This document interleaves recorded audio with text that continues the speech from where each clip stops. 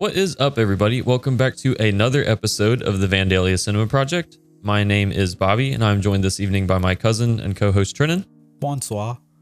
This evening, we have a podcast about a little special movie for you all that you may have heard of. It is the Grand Budapest Hotel by director, I'll get a drum roll because I forgot it. It is Wes Anderson. How could I forget? Baby. We are excited to talk about this movie today. It is an interesting one, so stick around.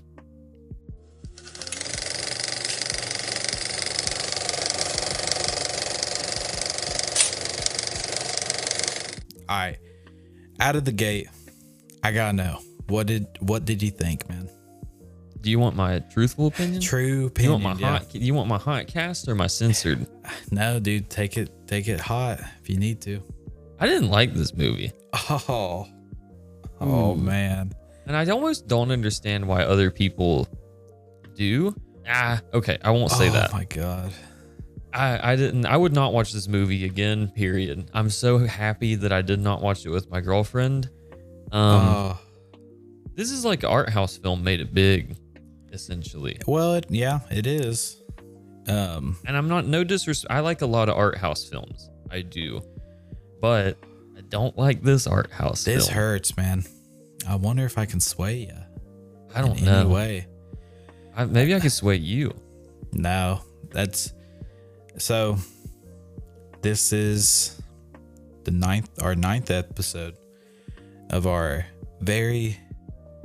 I'm going to toot my own horn because I came up with the schedule pretty much, but very clever schedule we've came up with for the first 10 episodes, and this fills in a wacky slot, an indie slot, comedy, and of course by one of the more well-known directors, Wes Anderson.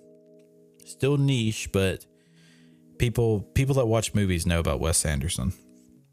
And I chose the Grand Budapest Hotel of all of his movies because this is the movie that broke him into the mainstream. This is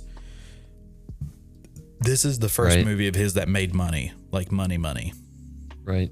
2014. 25 million budget, currently grossing $173 million. Okay. It's crazy.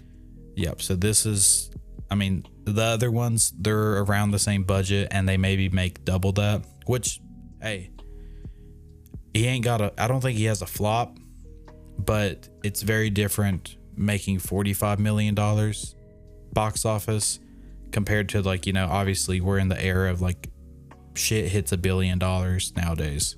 Yeah. Within like a couple months. This movie came out 11 years ago and it's just now at 173. So. Right. Nice little paycheck there.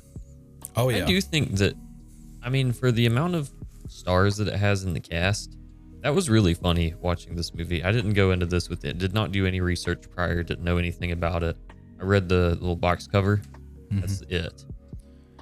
Really funny, the cast of this movie. Has some... I love the villains. Yeah, baby. Willem Dafoe. And I know, I thought that would get you. What is the pianist? Who was his... What's Adrian his name? Brody.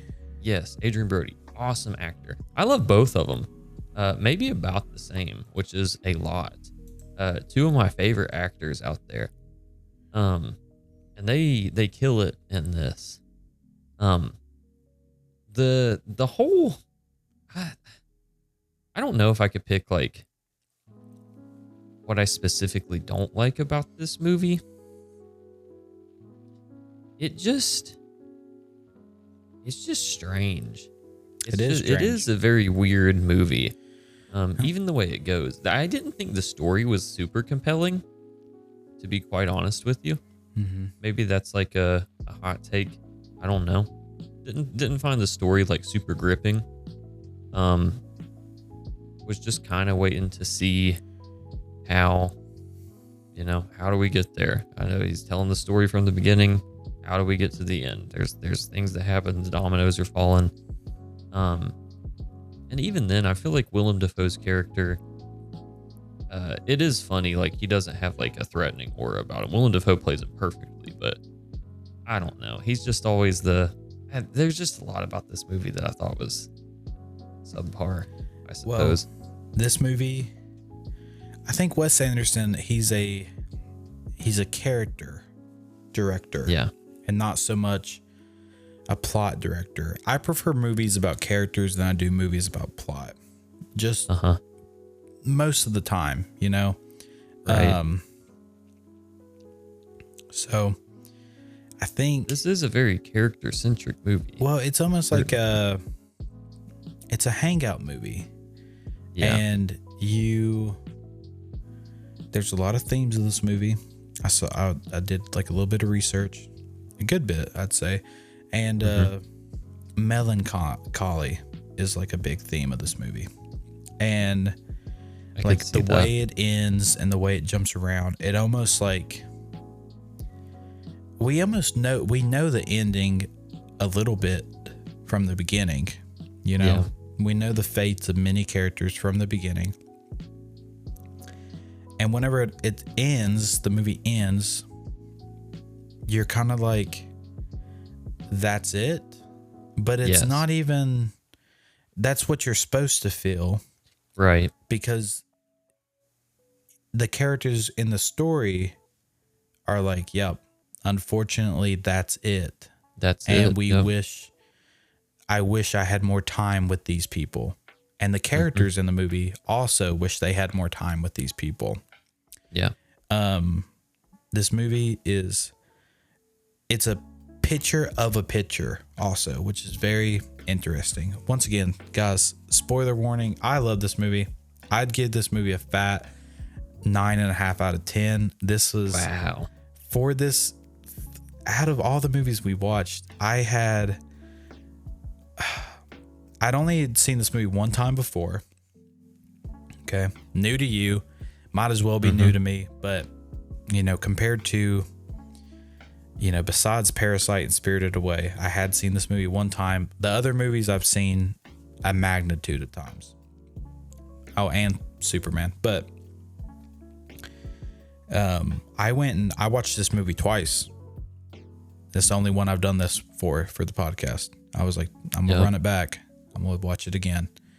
And I was kind of encouraged too by a lot of video essays I watched that, you know, maybe, and a lot of interviews with Wes Anderson is like, maybe I'm hoping to draw people to come see it again.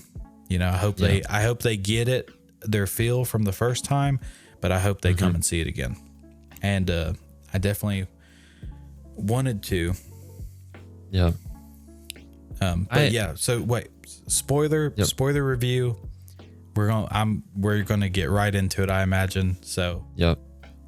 Don't ruin this movie for yourself. Yeah. Watch it, see if you share each of our opinions. I do think I want to caveat what I've said. I do think this is technically a good movie.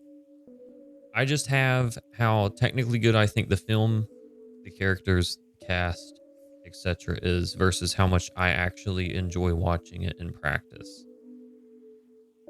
I just don't know if it's my cup of tea, to be honest. I do get the plot themes that it is very melancholy. By the end of it, there's no winner, and that is it. That's how it goes. The movie, you know, is pretty self-explanatory throughout. There's no big like cliffhangers or edges. There's a lot of tragedy by the end of it, even throughout. I don't think that this movie, it is pretty funny. I think it depends on what humor you have, but it is a pretty funny film and what it is. But God, it's just strange. I don't know if I would see it over again.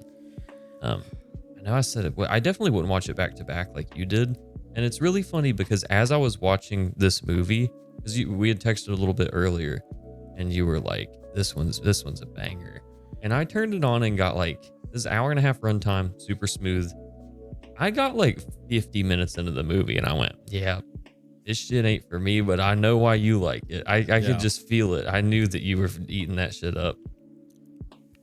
Yeah, I mean, I really like it a lot.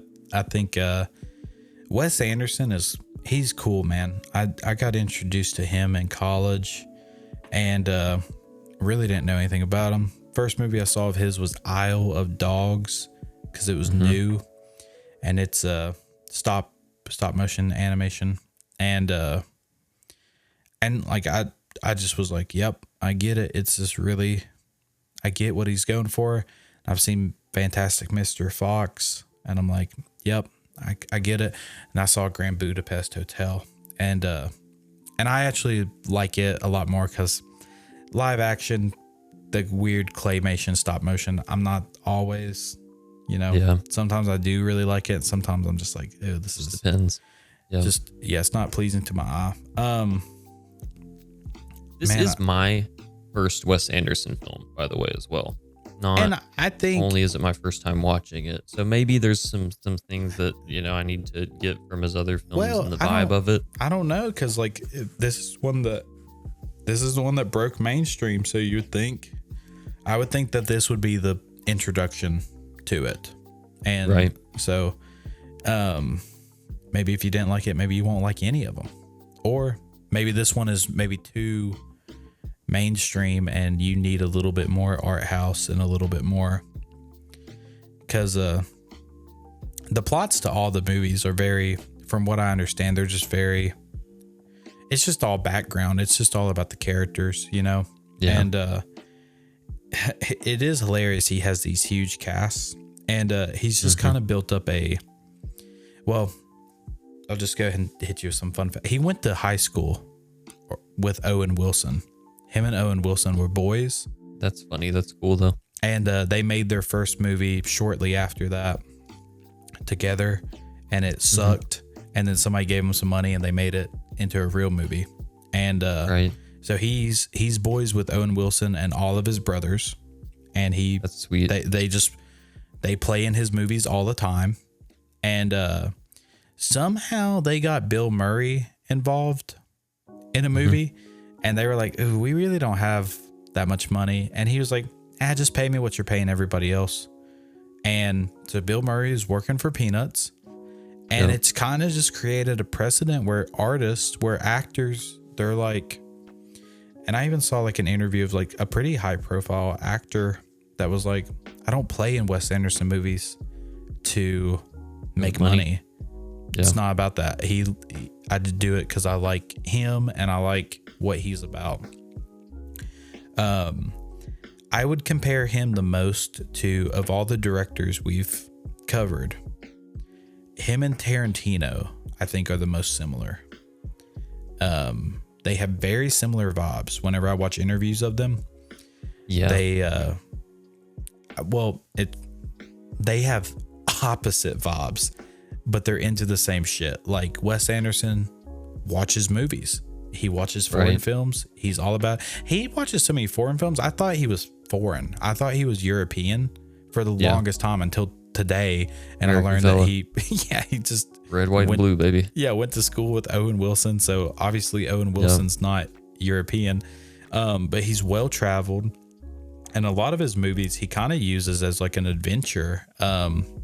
Like this one shot in Europe, on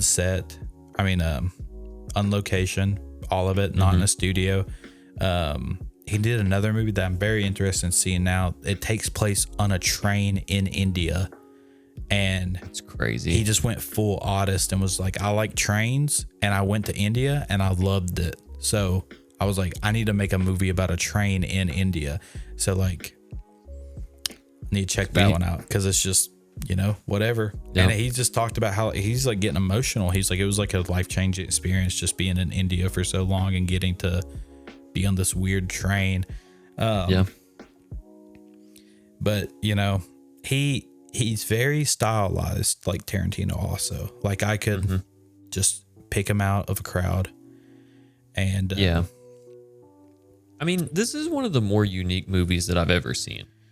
I've heard about the lore of Wes Anderson, the films that he makes. Haven't seen him. I've seen, the fucking movie posters. I get the vibe.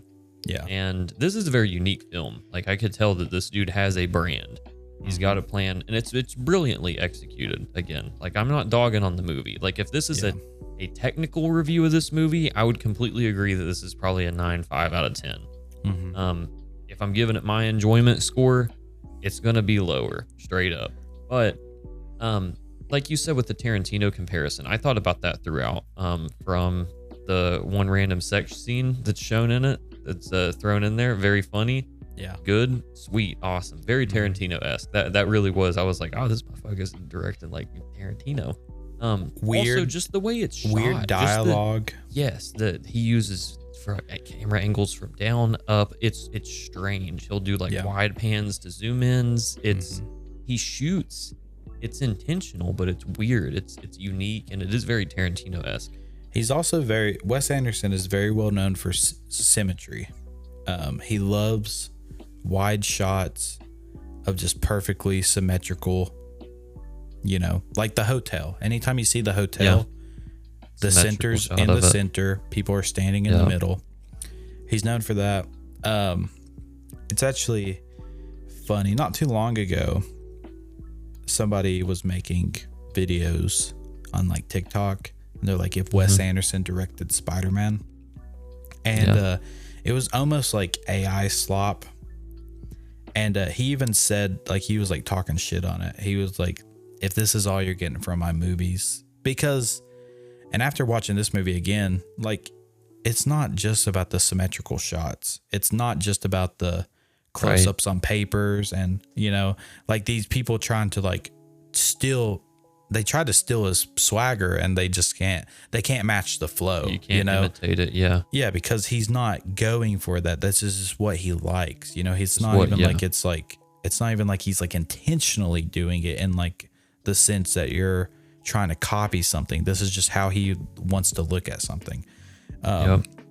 He has a background in plays as a child. I guess he liked coming up with plays. And, I mean, he's been, I guess he was shooting stuff on film from the Super 8 days, like 8 cassettes or whatever. And I love that. I think that's so cool. I love seeing people that are just artists through and through. I don't know much about other directors, but there's people in Hollywood that just don't even like movies, that just don't even give a fuck. And to just know that he was like a weird little boy writing a play. And I can, like, a lot of these scenes, I'm like, this is a play, like how I could see it 100%. Like, I think that you could not scene for scene, but you could well translate the plot and script of this into a play. I mean, just the way it goes from like them sitting down in the beginning to them sitting down in the end, and the whole story is condensed in the sandwich of it. I mean, it's very reminiscent of a play. Yeah. And I really like it, man. There's just something about it. It's, I'd love to watch all of his movies and see how I feel about all of them. I think that's the main draw of this movie for me, is that it makes me want to see his other films, because I do respect this movie quite a bit. And I don't know. It wasn't a bad watch, but God, it's just so strange. I even now I don't know how to feel about it. Like it makes me like stumble over my words, which is a little bit of a mark of what I appreciate about films, is when they make me feel something, or any kind of media, period. But this is just a strange feeling to get, I guess. It is strange. And, I remember the first time I watched this, there's a lot of moments where I didn't really know how to feel about certain things. Maybe, and there was even definitely maybe stuff on the second I watch missed. through, I could appreciate it more. Yes, exactly. Like, even the characterization of Monsieur Gustave, who I will be referring to as Mr. Gustave, or just Gustave, because I can't. That's like I almost said that's the one French word I can't pronounce as if I speak French, but I have a hard time with Monsieur. Gustave's good with me. Gustave, his characterization, like whenever I just never knew how to feel about him the first time I watched, because I was like, is he a gentleman or is he a scumbag sometimes? Right. And maybe now looking back, I feel like he was just always a gentleman through and through. And he was just real. Cause like the first time they cussed, like he cussed, I was like, oh, I was wrong about him. Cause I thought he was really professional, prim and proper, goody two shoe. Right. Yeah. And then like kind of behind closed doors, he's like, what the fuck are you doing? You know? But that's kind of that makes sense to me, you know, outwardly presenting super professional, behind the scenes, you're running a tight ship and you just let emotions fly. One thing so this movie, Wes Anderson, he gets like told all the time his characters are weird, right? Yeah. And he said, pretty much all my characters are based on somebody that I know personally and tweaked a little bit. So I don't ever really find them that weird. Strange, and so Gustav here is, he said it was originally based off a friend of his named Robin, this guy. And him and this other guy they just had this mutual friend, Robin. They would just joke and be like, he would be the best hotel concierge ever. And it's kind of funny. And and then it shifted and then it evolved, right? Right. It is funny hindsight thinking like, yo, my boy would definitely have sex with old ladies, you know? But I don't think that was a part of it. So he had the idea of this character from his friend. Maybe he appreciated the finer things. Yeah. And then he was in a bookshop one day and he was reading this book called Beware of Pity. Okay. From a novelist named Stefan Zweig. I'm sorry, y'all. And this guy was a writer during World War II. Okay. Yeah. And that's what gave them like the idea of the time period. And it was just this guy, he wrote about how barbarity has entered the world again. And the civilizedness of the world is decaying.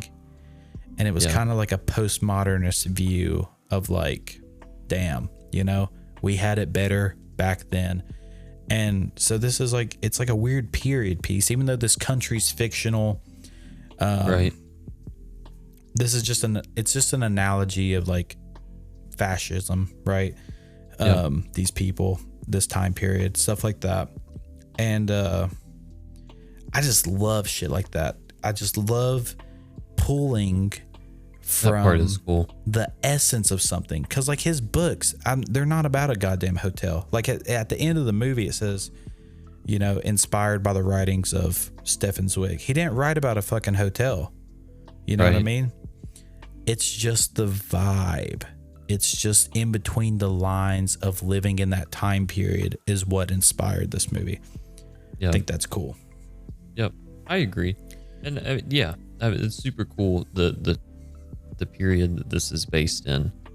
I was going to say, I think for this movie to be about the characters, less so than it is the plot, I may have not known how to feel on first watch just because I had no idea what was going on. I haven't seen the movie before, didn't know anything. Because even like my questions with Gustav at first, whenever he's first introduced, he's going through all this. I didn't know whether he was like evil, like you said, like is he like no idea what my vibe of him was. Yeah. And it took me a while to flesh it out, which is cool in hindsight. Like I don't know, but it really did take me quite a bit of time to fully like develop a trust with him. Realize like, oh, this dude is cool. He's like a scout almost. He's very honorable. Like he's a great character by the end of it. He's such a great fictional representation of somebody like this. Cause like imagine caring about your job this much. Yeah. You know what I mean? Right. And there's a lot of scenes we'll get to that really painted this to me. And I'll even tell you, like, whenever I noticed the big switch. So starting this movie, one thing I really find interesting about the plot, a little girl goes to it looks like East Berlin, goes to a courtyard in like how I view Eastern Europe, you know, just muted colors, drab, cloudy. And she sees a statue of the author of a book that she's reading, right? He has since passed. She pulls out the book, The Grand Budapest Hotel. We then cut to the author as an old man starting the story. And then it cuts to him as a young man. Yeah. And jumping a little bit here. Once, you know, Jude Law is who he's playing. I love Jude Law. Don't even know why. Don't know what else I love him in. I just love him. I'm in love with him for some reason. I don't know why, but just the way he speaks and talk, he's like just such a great European actor to me. Like I really like him for whatever reason. And so once he starts talking to Zero and Zero tells the story, then the movie begins. So it's like, it's a flashback of a flashback of a flashback, you know? Yeah. And it's like, I saw where a lot of people are talking about like how like it's getting romanticized every step of the way, you know? So it's like in like the movie, the meta of the movie, like this little girl read a book about a guy who wrote the book. So obviously he jazzed it up a little bit, and then he's hearing it from a guy who lived it, and it's like it's his life story. So it's like even, and they show it by the hotel. Like by the time Jude Law goes to the hotel, it looks shitty, and he talks about how it's shitty. Sad sight. Yeah. And then once you get to Zero, it's beautiful, right? It's awesome. Was it ever this beautiful? Or is like, you know, is anything ever as pink and as vibrant as you imagine it is, you know? Especially once it's like, you know, the flowers of your grandma's house might always be a prettier color of flower than any you'd ever buy at a store as a grown man, you know? Just because your memories of the fondness of your grandma's house. And so I love that aspect of the movie, just off rip, that it's just like we're like Inception here, you know, we're like getting into dreams almost, right? And I think that makes the plot very interesting. The whole Jude Law beginning is just it just sets up a lot for me. It's cool. And I mean, again, in hindsight, looking back, those were cool scenes. I would like to rewatch it to see how it unfolds. To add to my defense and argument of this movie fucking sucks. I'm kidding, it doesn't. But I just had no idea what was going on until, I mean, like, it's a little bit into the movie where they start like actually saying what's going on. I thought this might have been a horror movie if I had no fucking clue what was happening. It was everything that you explained and the detail behind it sounds awesome in hindsight, and once you've seen it maybe more than a time or two, which I will say is probably the point of this movie. I mean, like, he wants you to go see it multiple times, so I'm watching the movie wrong. I get that. Perhaps, but no, I don't think that's a good argument though. I hate whenever people's like, you gotta see it multiple times. Right. No, that should always be a treat and not the recommended serving. What you need. I don't think you should ever. And also, like, this is nothing to do with this. I hate whenever people are like, oh, it'll make sense in the sequel, like for franchises and shit. That's wrong. That's not how shit's supposed to go, you know? Right. That is wrong, in my opinion. I do agree. And even then, like, I mean, it's just a little bit of flowery shit at the beginning of this movie that kind of adds to it ultimately, but well, it's very poetic. Like the whole the way the author Jude Law, and then whoever the hell old Jude Law is, they are speaking about this artistically, you know? Yes. Yeah. Mr. Tom Wilkinson, whoever. Sweet. Yeah, sweet.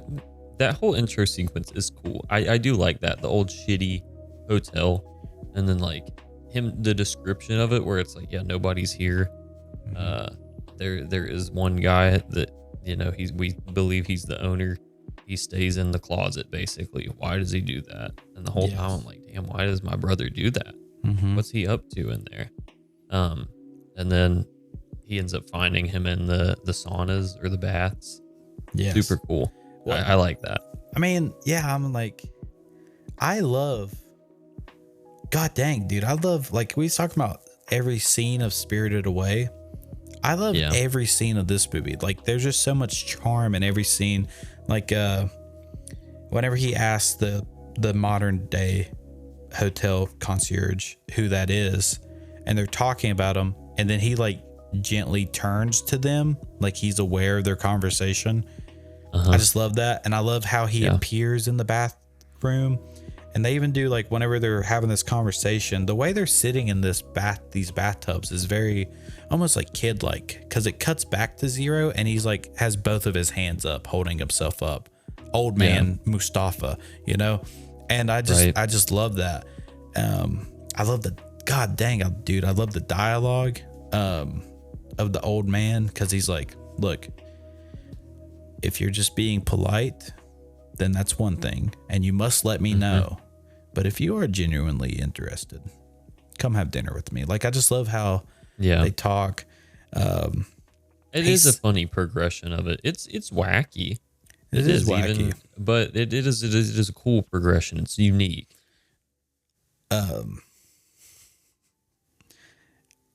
movie really, so Gustav here, he's Voldemort. Did you know that? No. Yes, bro. He played Voldemort, from my understanding, and he's a big actor. Wow, that's crazy. Ralph Fiennes, maybe. I mean, he's in Schindler's List. He's in everything, baby. He's in really big stuff. He's in one of the Hannibal Lecter movies. I see that he's in Conclave. So he's a big time actor, and I thought he absolutely killed it. He did super good. I did really enjoy his character. Every time he's on screen, I just loved it. I love the monologues. I love how he talks to people, and I mean, it's almost subtle humor. Like, there's not like any jokes in this movie. No, it doesn't jump out in your face or anything. There's not a joke at all, almost. It's just how this guy talks to people. Right. And you know, we travel back in time and we see him in his prime, right, with a young Zero. And this is another thing about the melancholy, like towards the ending, you know. So we've jumped back in time 4 times now. So everybody in the story is dead by the time we get to it, you know, just by progression. Because, like, Zero is an old man when the author is young talking to him. The author is dead by the time this girl is reading his book, you know? So it's like these people's been dead for decades. Yeah. And their story lives on. And I love that. Which is cool. Yes. So we get introduced to him and Tilda Swinton, dude, this old lady. Now, you know who Tilda Swinton is. They make her up to make her look so old. She's the ancient one in Doctor Strange. She's in Snowpiercer, apparently. Oh, wow. She's the White Witch in Chronicles of Narnia. She plays in they made her Constantine. look awful. Yes. Oh my God, I didn't know that was her. Yes.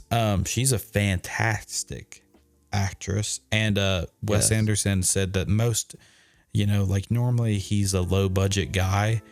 They were like, put the makeup on her. That's where they spent a lot of money at, is just getting her to look like this, you know. Just see that, 2 full-time makeup guys. So they're talking, and like this is weird how they're talking. and it seemed very professional. And then this is where the humor comes in. He talks shit about her nails, and he's like, God, and she's like, oh, you don't like them?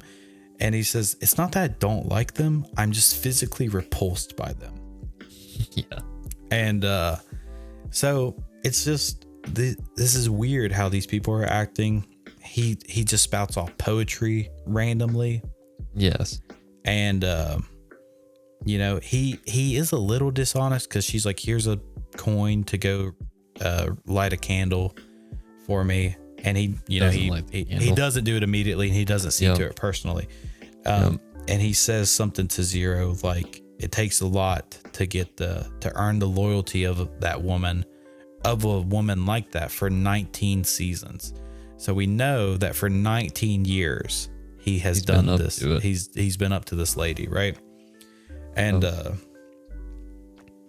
and like, this is just what he does. And he takes care of the hotel. He runs everything, and he personally sees to these old, widowed or not widowed, needy, rich, blonde guests, right? Right. It's a super so weird, funny. It's so funny. It's a weird dynamic. Yes. And I just love that they even cut to the modern day, the narrator's modern day, and he's just like, why blonde? Yeah. And I love the answer, because they always were. They were all blonde. Yep. Yeah, it's like, there's, who knows? It's just they always were. They were. So 1 month passes. They do a little 1 month time skip, and he's very hesitant of Zero. And they find out that the lady has passed, the old lady, Madam D, I think is what they call her. Yes. And they're like, we must go immediately. And it's just funny because like Zero goes and interrupts him while he's with another lady. Right. And he's talking about her like she is a loved one. Like when they're on the train, he says like a lot of beautiful words about her. Like, you know, how the good die young.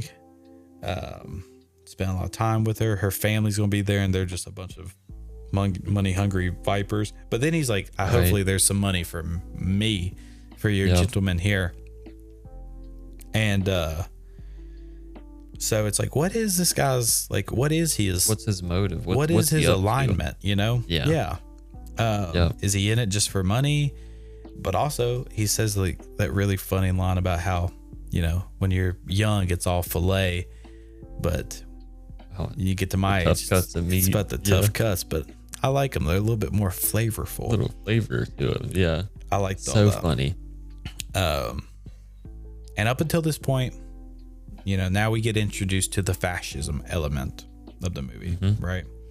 They come in the train car, and this is a good introduction to this whole part of the movie. Very creative introduction to it. Why the fuck are we stopping at a barley field? It's like, why are you? Yeah. Why? And then and like Wes Anderson, like his scene placement, there's just so much visual storytelling. And like jumping back a little bit, whenever they're talking about the modern concierge, right? He just leans in frame in the background. Like, I don't know if you noticed that, you know, like they're just talking about him, and he just is like, yep, me, you know? And it's like, oh yeah, that guy. I just know who they're talking about now. So it's like, why do we stop on this train? Well, the window's going to line up perfectly to tell you why we stopped, and then you're going to use your brain, and you know why they stopped before the guy comes in the room, you know? Right. It's like, oh, obviously, obviously something's going on. Yep. And on this viewing, this is whenever I was like, oh, he's a good guy. Because up until this point, I'm like, what is Zero to him? Is he just his lackey? But he's defending Zero with his life on the line. Right. And he very emotively says, you know, get your goddamn hands off my lobby boy.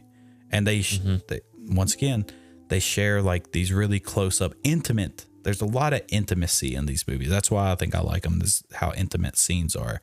And I was like, oh wow, he actually super cares for the boy. Yeah. And I can see that definitely. Again, in hindsight, I definitely did not feel that way at this point, like at a raw watch, but I could definitely see that in hindsight. It's sweet of him. It does seem like he cares about Zero. Yeah. Yeah, I think you hit the nail on the head. At this point of the movie, I was really wondering what the hell his motives were.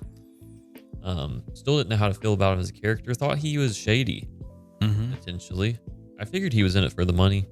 Sleep with these old men. I figured he was a little bit of a scoundrel. Sleep with these old women. Figured he was a bit of a scoundrel. And I honestly thought that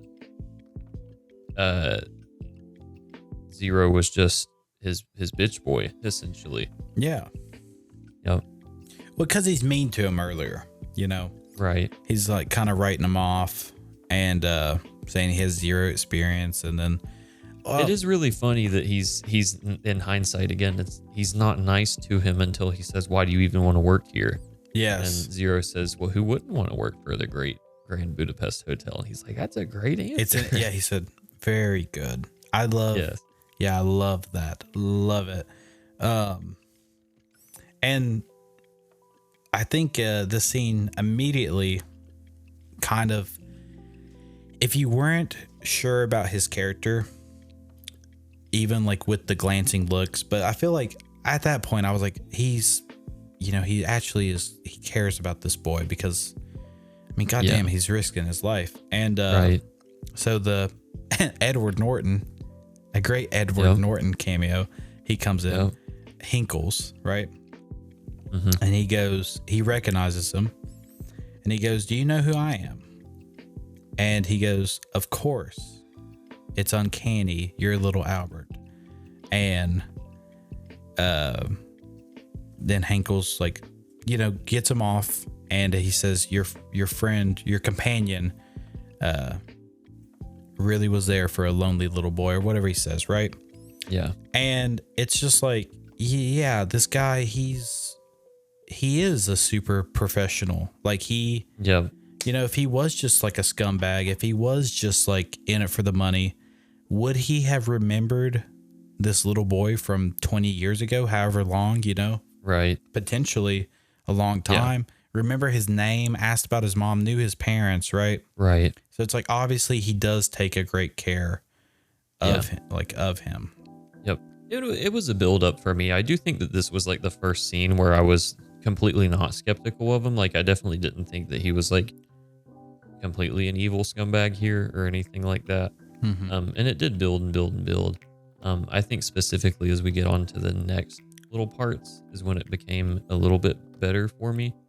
I'll go, since we're ruining the movie, this is jumping ahead by quite a bit, but where at in the film, it's not much longer after this point, whenever they say, or he comes up with this thing of like, let's make a blood pact. We'll just take the boy and the apple. Yeah. And get the hell out of here. That was at that point I was like, I'm completely on board with this dude. But up until then, I was my hesitancy was decreasing over time.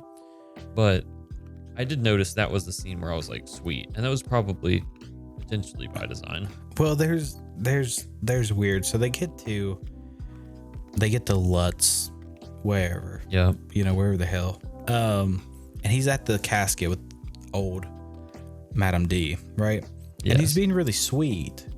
Yeah. But he throws her hand down kind of weird at one point. He does towards the end, because he comments on her nails and how good they look, and he's happy, and then he just goes, whoop. Yeah, just throws it down. Yeah. And it's like, ooh, I don't know. And so this is a fun fact of the movie. I was looking through because I was like, man, this cast is star-studded. Yeah. And I won't spoil the 10th episode, but I know it doesn't share a cast with any single movie we've done. Yeah. And I was like, have we dipped over and like done any movies with like the same people in it? This is the first movie with repeat people in it.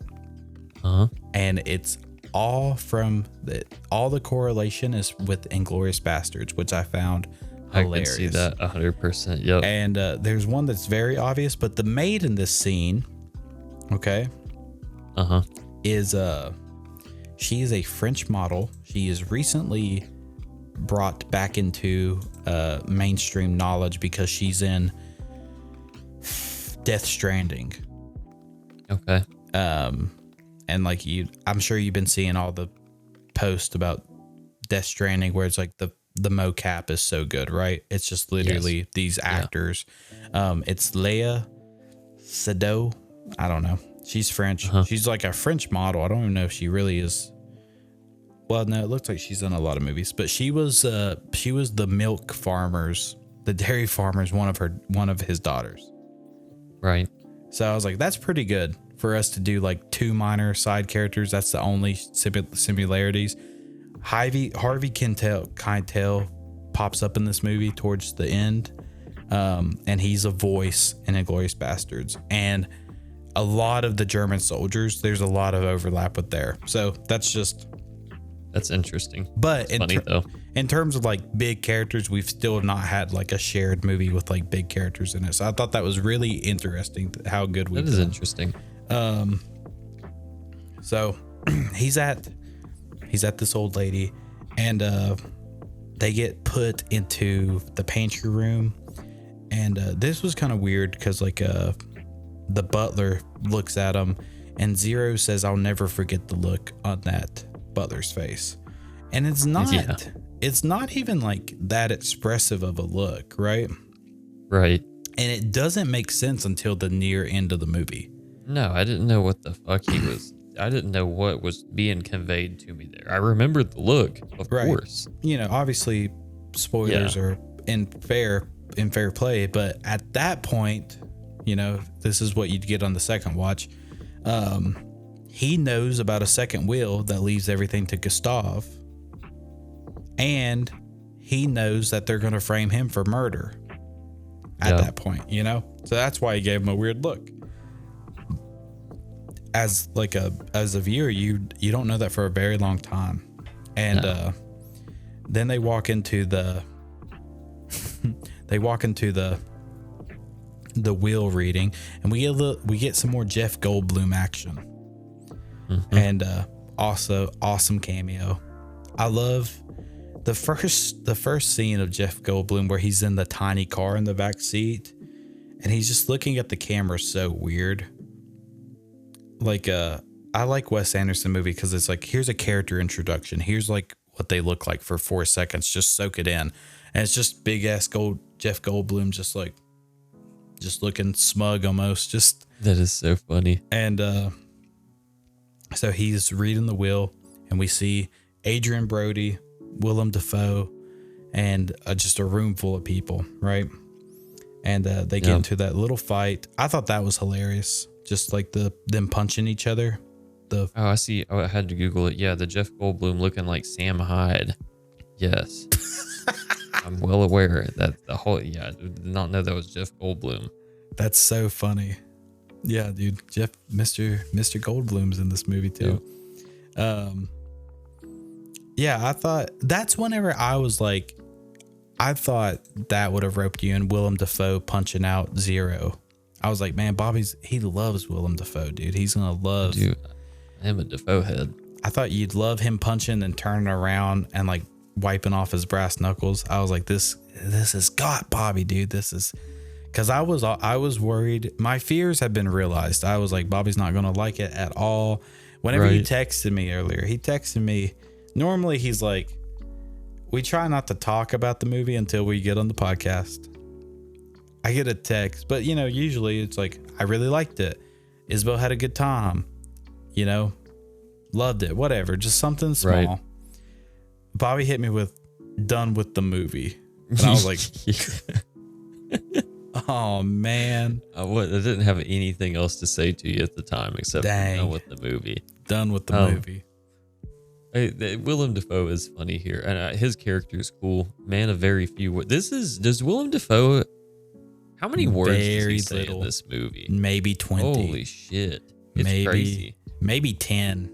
Yeah. The only time I can really think of him speaking is like in the prison, And he might even just say who he's working for.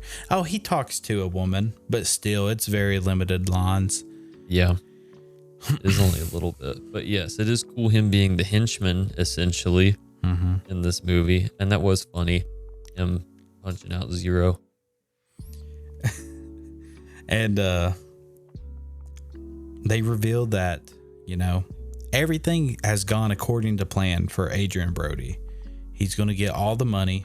Yep. And he just has to dish out a little bit of it. But I love this stack of paper. Also, Wes Anderson, he's known for props, dude. Props, sets. The props in this movie are crazy. It's just this big ass stack of paper. It just looks so interesting. The way like some stuff is tied with twine. You see like letter seals. Like wax seals. Out. The will and the 63 addendums or whatever it had in it. Yes. Yes, I love this monologue by Jeff Goldblum. He's just talking, he's explaining it. And he's like, so everything seems to be in order. However, received something in the mail today. Upon verification, it seems to be legit. Of course, this comes into play. Mr. Gustav, he will receive Boy with Apple. And I was like, I bet you were like, what the fuck? Yeah. I was like, what are we talking about? And then we get to see it. It's just a painting, right? Yep. And Boy with Apple. Love Boy with Apple. I'd love to have a Boy with Apple hanging in my house. One video I watched, the dude did a video essay, Boy with Apple behind him. I was like, awesome. Sick, dude. Yeah. That's so sick. I might look into Boy with Apple. My wife would throw it away. I ain't got a wall to put Boy with Apple on. I couldn't get by with Boy with Apple in my home. There ain't no way.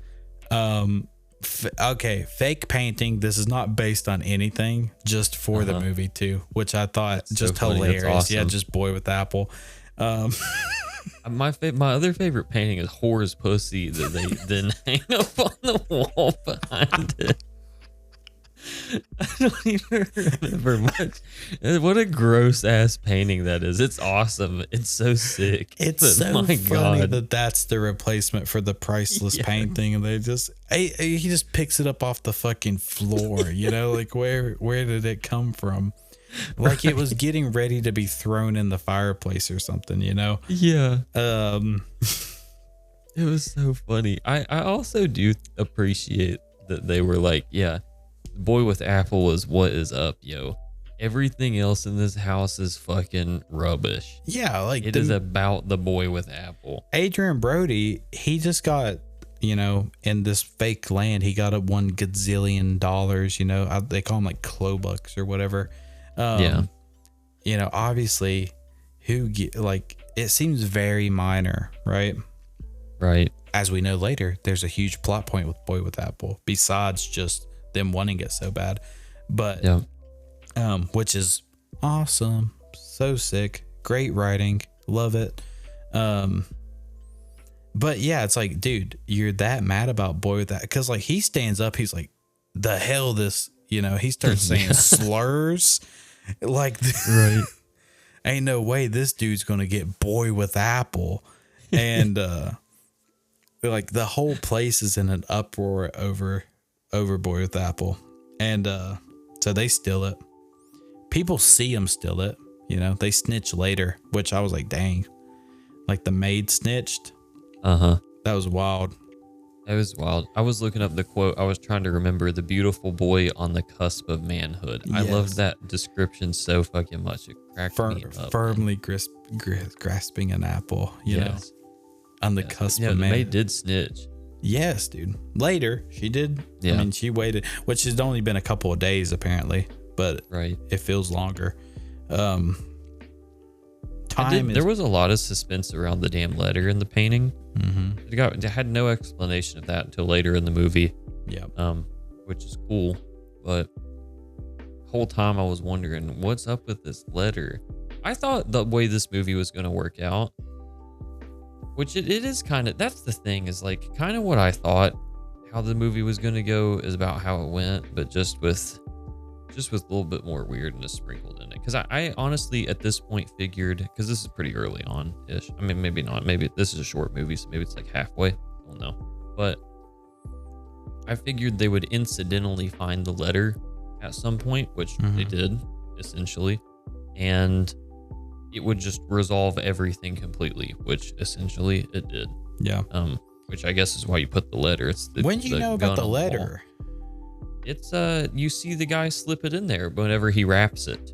Whenever they are exiting the house and they go to wrap the painting. Oh, he puts the letter in the back of the painting. Oh, wow.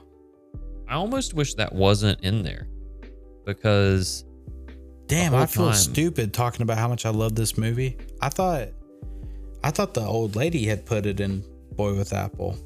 That ruined the movie for you? No, I guess it makes it, that kind of makes it better. It makes me like Surge a little bit more because he was like, yeah, no, Surge 100% did put it in there. If I mean, like, I don't think I'm capping. I'm like 99% positive. I mean, now that I'm thinking about it, I feel like I do.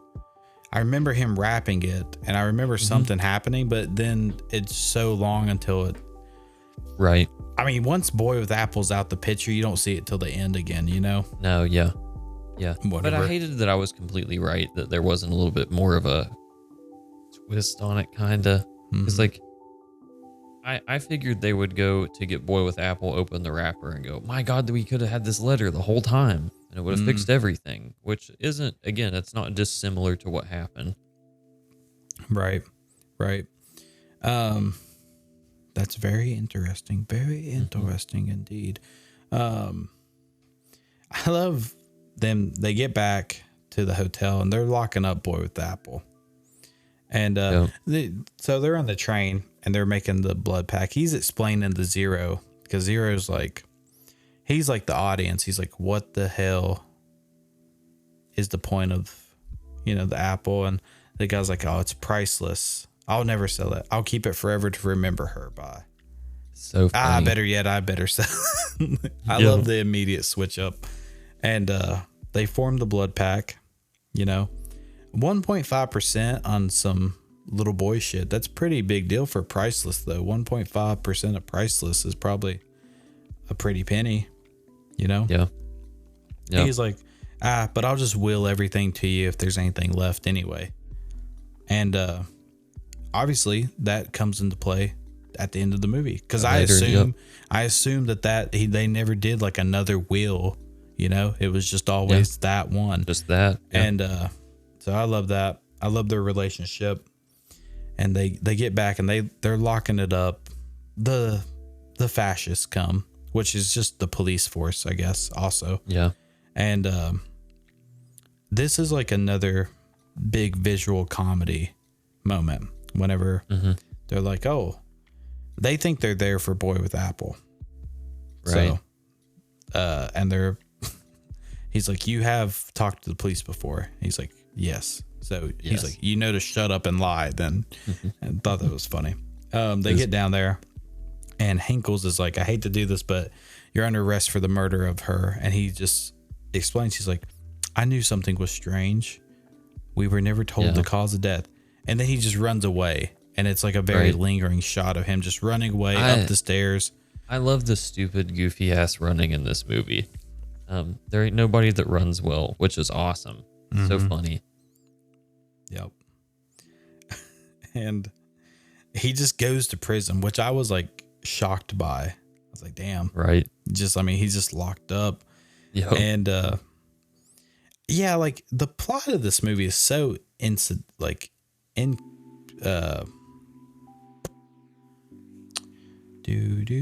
don't matter to me. Inconsequential to me at all, because like even though him going to prison, I don't care about the plot. It's him whenever Zero goes and talks to him and his eyes are black, and him explaining what happened for 3 minutes about how he's like, well, you can't be a candy ass, so you got to just fight the first guy.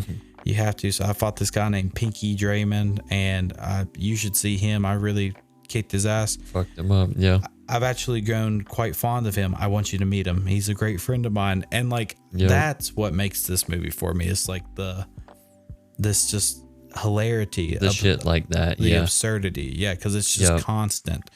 And even like them walking in the prison and him walking by Scarface's Yes. room. Or He's like, just mush? walking by all of the rooms. Yeah. Mush? Yeah. Him just giving out mush. It's like, yeah, here's 5 minutes of this dude giving out mush. Needs a bit of salt, but not too so bad. funny. Yeah. Yes. And then he's in with Harvey Keitel's gang, and they're making a big plan to escape the prison. And then we start talking about Agatha, which is forgive me. She's an Irish actor. I think her name is pronounced Saoirse Ronan. Okay, she plays in she plays in Little Women. I love her. She's an amazing actress. I think she broke out in Lady Bird. She was in The Lovely Bones. I bet you've heard of that movie, right? I believe so, yes. So she's I really I feel like Lady Bird was like her big breakout role, and then she played in Little Women, which I love. If you've never seen it, you should watch Little Women. Big Little Women shout out. The remake, but I still liked it a lot. I have seen Little Women. Very good movie. Yeah. So she plays Agatha, and we kind of know that Agatha dies because Zero doesn't want to talk about her, right? He says it hurts his heart, and he just can't bear it. And all this just nonsense with her and this cake shop. It's so weird. Mm-hmm. And it just always feels, everything in a Wes Anderson movie just feels out of place at first. Yeah. Like, why are we in a cake shop, And it's like, well, it's going to tie in a very interesting way. Remember it fucking 20 minutes down the line. Yeah. And I just love all this, like Zero and her have a relationship. They're just madly in love with each other. And it's just goofy because like she gives him a book, or he gives her a book, and like the inscription in the beginning, it's just so long and silly, Yeah. To my dearest darling Agatha, who I adore, admire, worship every step of the way, like right. It's just funny. Yep. And then we get like some more characterization between Zero and Gustav to show how close they actually are, because he shows or introduces Agatha to him and gets his approval, Yeah. And I like how Zero is like, hey man, don't flirt with her. I love that so much. He boss hosses up on him. Like, hey, I want your approval, but watch yourself. And I love how everybody talks about Agatha, because like even later on, he's like, Gustav is like, she just really is lovely, isn't she? And Zero's like, she is, but you need to watch it, dude. But don't flirt, yeah. And I love that. And so they're coming up with a plan, and I just love putting tools in the form of these pastries that they know nobody will cut up, because the mythos of this bakery is so high that even though the cakes are shaped like tools, nobody would dare just fuck up, right? This great bakery stuff. It is ingenious. It's really funny, and how it works out with the escape plan, and even them discussing it. The absurdity of it all. What is that he called, the pocket knife, the throat cutter, or something like that? Throat slicer or something. Yeah, he's like, pass me the throat slicer, and then they go on to talk about the plan. He's like, by my calculations, it would take us X amount of time to dig out the hole with the throat slicer, and half of us will be executed by then. Yeah. And this is like the counter Inglourious Bastards, because I talked about how much I loved in it that he casted people from wherever they were, German, right? Were played by Germans, I just love that Harvey Keitel is American, Yeah. I love that Saoirse, she's an Irish actor. She just gets to use her Irish accent. Yep. You It's know? just what it is. Zero, as an old man, sounds like English, but as a boy, he kind of just sounds, you know, I don't know, like he almost doesn't have an accent. It's not, Right. it's not necessarily like a Middle Eastern accent or anything like he's kind of portrayed of having. And Adrian Brody doesn't have like really an accent. And so all this Hinkles, you know, he's a German, not, you know, it's not Germany, but he's his homeboys are all German, but he's just Edward Norton. Yeah. It's just funny and weird, you know. Yeah. It cracks me. Yeah, I do know exactly what you mean. I did not know Adrian Brody was born in New York. He's just a classic New Yorker. I do think that he has a distinct like New York accent in this movie, which is really funny. Yeah. Which is probably just how he talks. It's probably just him. Yeah, I'm sure. Yeah, I'm sure that's Maybe like exactly a little how he characterization of it. Yeah, but a little bit. Which I saw him in Peaky Blinders, and he's playing like a New York gangster from the 20s, and he's really ramping it up, you know. And I kind of always imagine him talking like that, but yeah, I bet he's just a New Yorker, and it works. I like it. I know what you mean. We were talking about earlier with Tarantino. It is cool how there's a little language in here. Like it's which adds, I think, more to the character. It's not for a plot point, and it's not like we had in Inglourious Bastards, but I think it adds to the characterization of Gustav, because Gustav speaks. It seems like he speaks French and French for sure, German maybe. I don't know. I don't remember if there was another language that he spoke, but it does add to him. It builds a little bit. Yeah, it seems like he can understand multiple people because like the maid is French, classic French maid. He kind of, I don't know what language he says whenever he sends Madame D off, but he says a word I've never heard before to get the car to go away. The whole prison break, it's just Wes Anderson.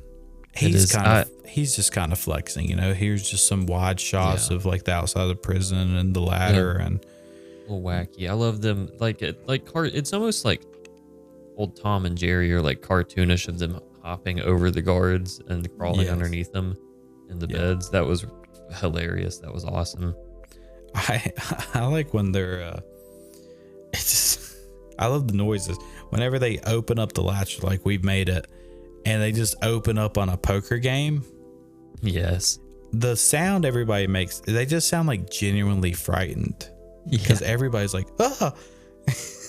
And old Gunther just hops in with the throat slicer.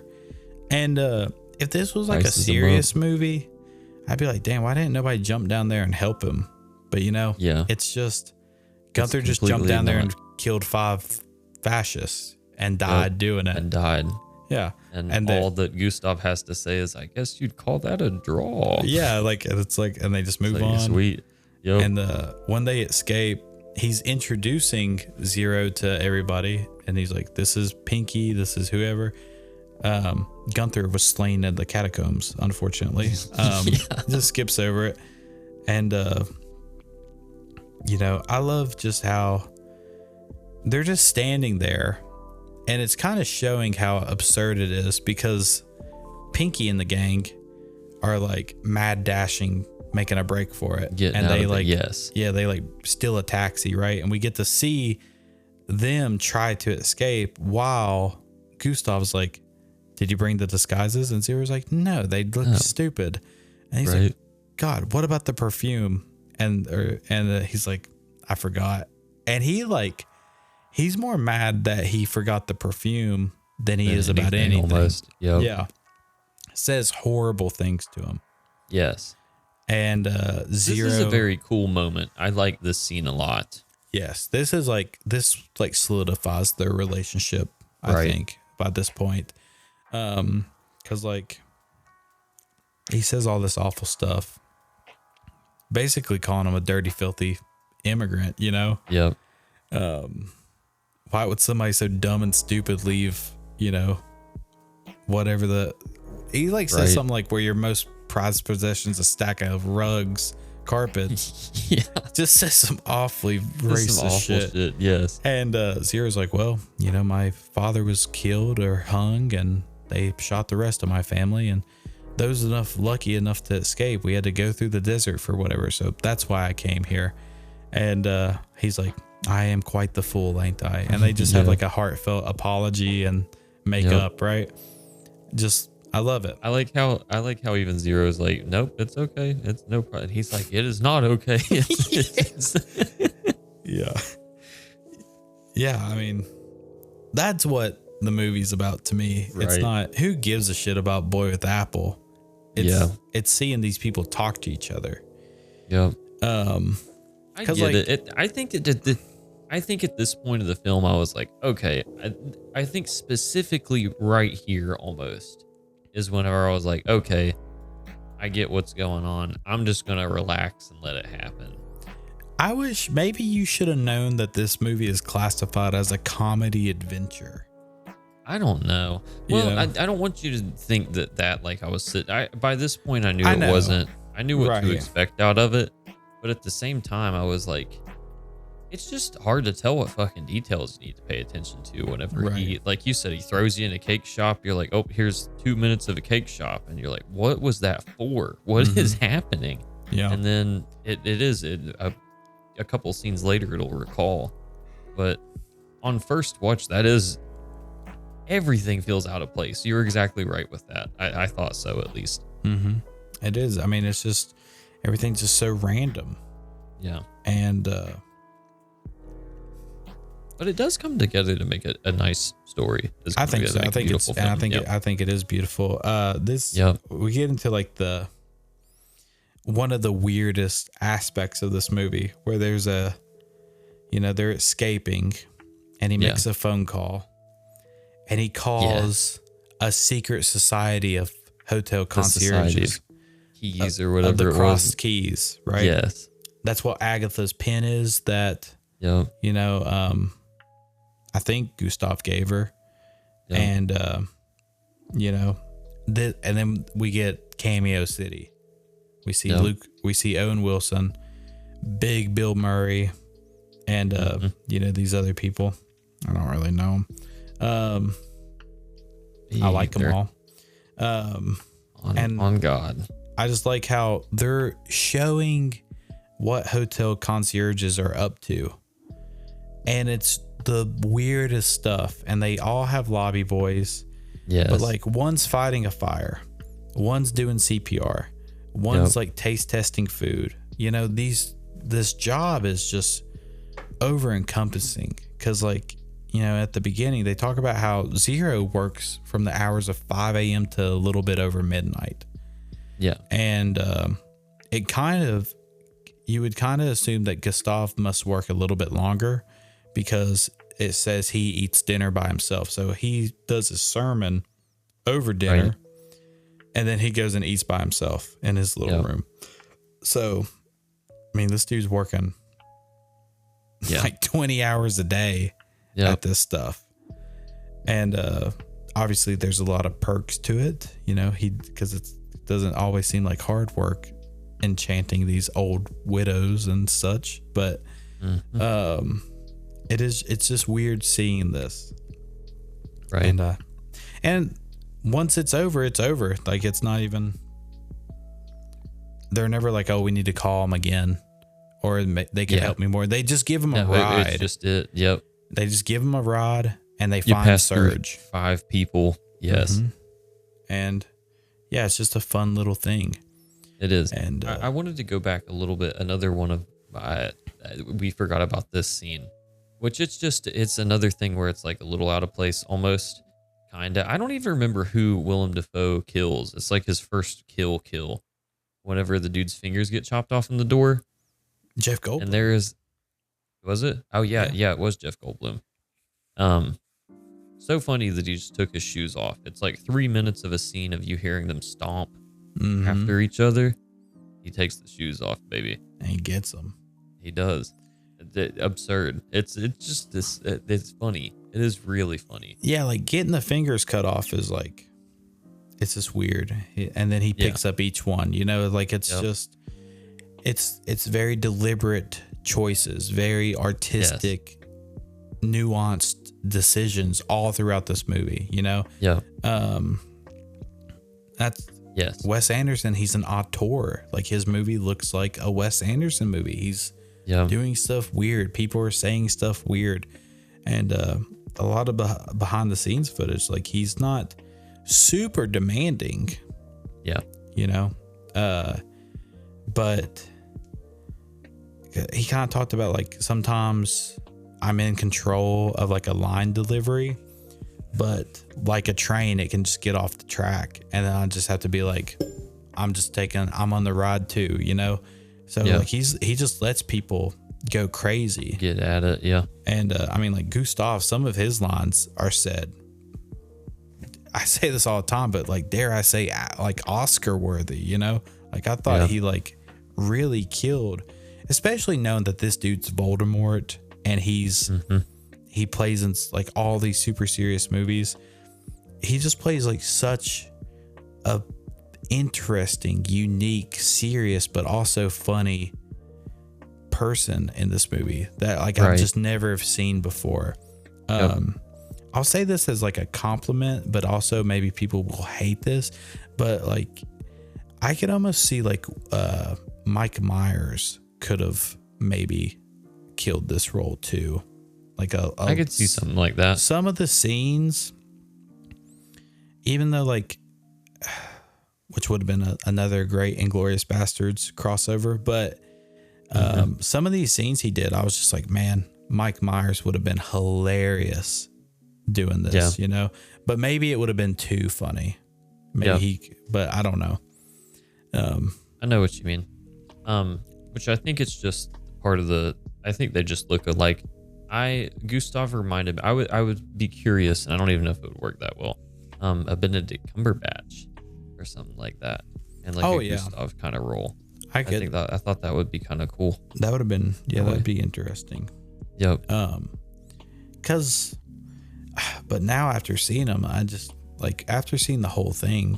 Yeah, I wouldn't switch him out. Period. The dude killed it. Like, he really did. He did a fantastic job. Which we say that often as well, but like he really is. We also he steals the show. Only have done good movies too. Yeah, but that's true. I mean, like this is his movie. I mean, of course it is in a way. It's his movie. Like, he does a great job at it. I think so. I mean, this is one of my favorite performances ever, almost. Because Wes Anderson's bringing it out of him a lot. Like whenever it does do close-ups on him, it's like. Just like that first very good. It didn't have to be a close-up, but it is. And he just has so much written on his face. Like, that is a good answer. And you know, I like you now. Yeah. So yeah, I don't think I'd swap him out, but Mike Myers, I'd like to see Mike Myers in a Anderson movie.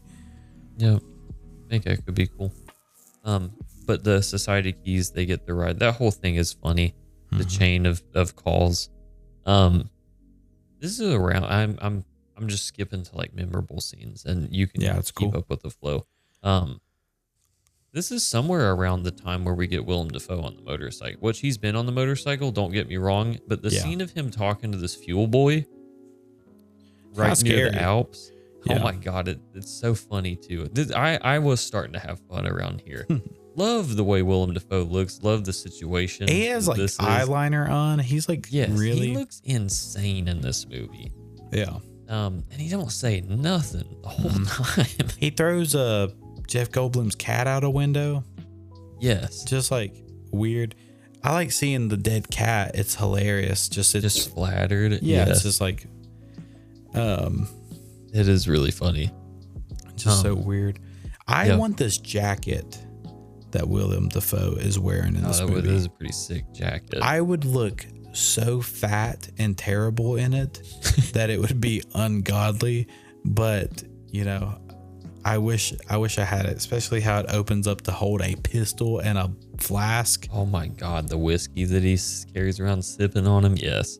It's so cool, dude. It's such a cool jacket.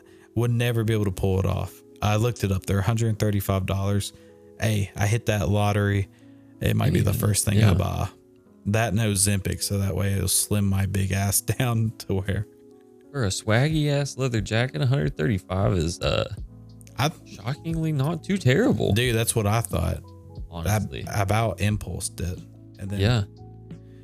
I need you to send me the link here in a little bit. I will. It'd look good on you. Maybe. But The whole anything that's form fitting around the mid size, the mid section, it ain't for me, unfortunately. yeah, You know, I'm losing it. I'm losing it, baby. It's hurting. I love like with the way that they do the Society of the Keys thing, which I mean it's the same shit, I guess. Cracks me up whenever they're going up the Alps, I guess, or up the just a mountain to the huge meeting place. rigmarole. Yeah. You know, Yes, it's so talking to stupid. these monks. Yes. Are you Gustav from the Grand Budapest Hotel? I like that he's saying and not like yes. It's just always until they get to the last person. He's like, for fuck's sakes, yes, I am. Obviously, you Yep. know, and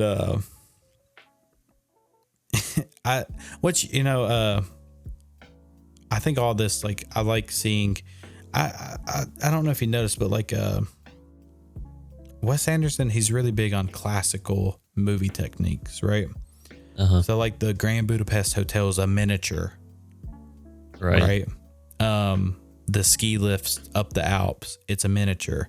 Them skiing down the hill, miniatures are being used, Yeah. right?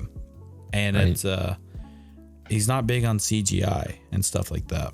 Yeah. Big practical, which that's just another plus for me, you know. Right. It's I agree, because even though the downhill skiing shit was comically out of place and intentionally, like I can't even knock it for it, because God, it just looked so funny. this is where But- like it being a story of a story, Yeah, and Zero was like a little boy, pretty much. that does work out as well. Yes, It's like, I this agree is how with what he you're saying. remembers it, that they were in like a high speed toboggan chase, you know? yes, And Yep. it's like, did they actually do like Olympic jumps?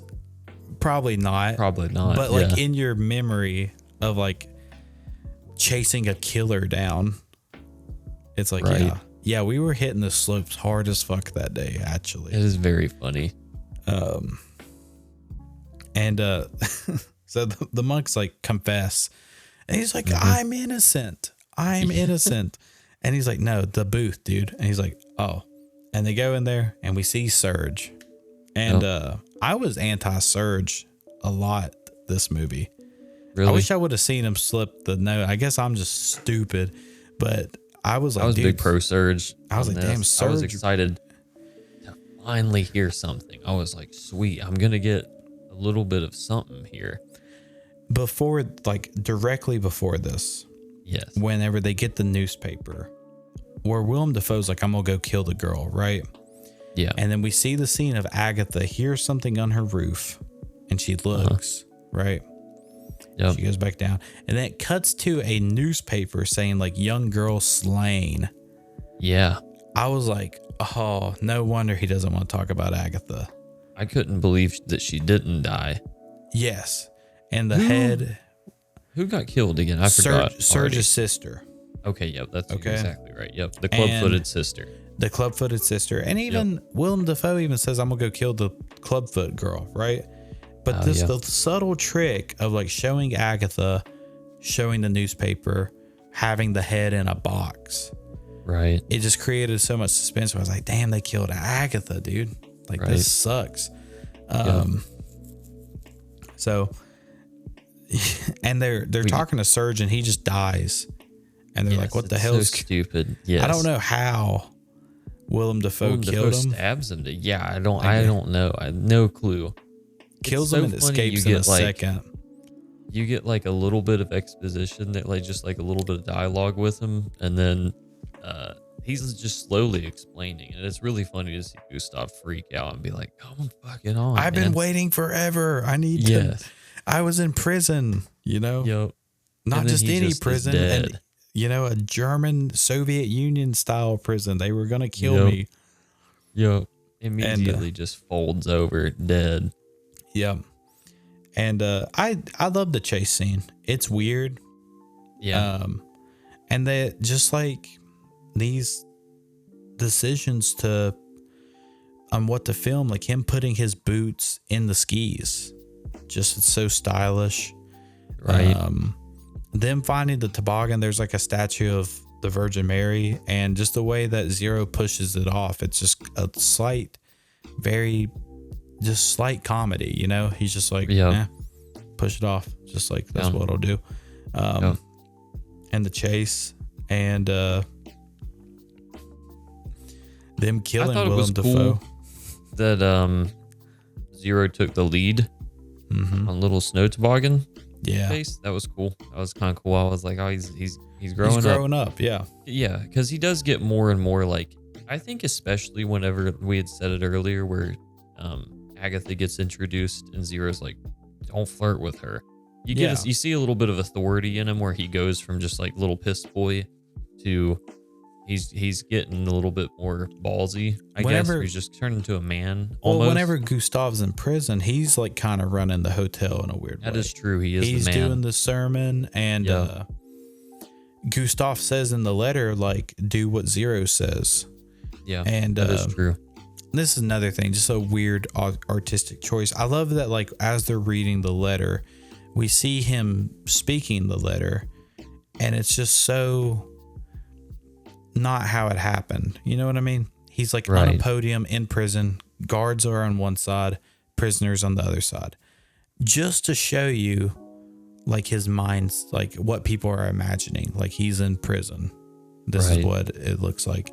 And this is also where I was like, he really is just about the hotel, because he's like, he's not even really talking about him being in prison. He's like, while I'm in here, y'all make sure the hotel's running good. Don't falter in the slightest, because I am watching, you know? Like, that's what he cares about being in prison. He cares about the hotel. I love that. And Zero takes the step up and he kills Willem Dafoe and saves the day. And then he even comes up with the plan to escape Hinkles again. He's like, hey, how about we just take this motorcycle and get the hell out of here? Yeah. And I like all that. Mm-hmm. I do as well. Is cool. The way Dafoe dies here. Pretty neat. Just it's also I honestly didn't expect Gustav to like make it through this part. I thought he was cooked here. I really did. Looks bad. Yeah. It looks bad for him. He's reciting the death poetry. Yeah. And William Dafoe, he just looks like a psychopath, dude. And he's even killing him like psychotically. He's like, I'm not going to shoot you. I'm going to stomp this and make it like avalanche on away. You. Yeah. And, that was his folly. But even like Zero pushing him is just hilarious. Just throwing him really into the canyon. Yeah. Then they escape, they flee on the bike, and they go back to, they meet up with Agatha's the plan, right? Yeah. They make it back to the Budapest Hotel, essentially, which is now fascist base camp number 1. Yep. Which I think this was one of the more directly inspired things from like the novels, is because the guy's just talking about how living life in this time period, what it's like. And so this once beautiful hotel is now just basically a barracks, Right. And this is probably something that he had saw in his lifetime. And I mean, like, this is something that obviously, like, seeing it in a movie, and it's something as goofy as Wes Anderson, I understand the magnitude of, but I've been fortunately enough to be so far removed from it that I just almost can't even conceptualize what it's like seeing something taken over like this. Right. Yeah. I've never had soldiers quartered on my property or anywhere ever that I've ever seen, Right. Like, it just hasn't, not even anything close to it. Unless you're living in DC right now, I guess. Yeah. Apolitical. Yeah, I know. Apolitical.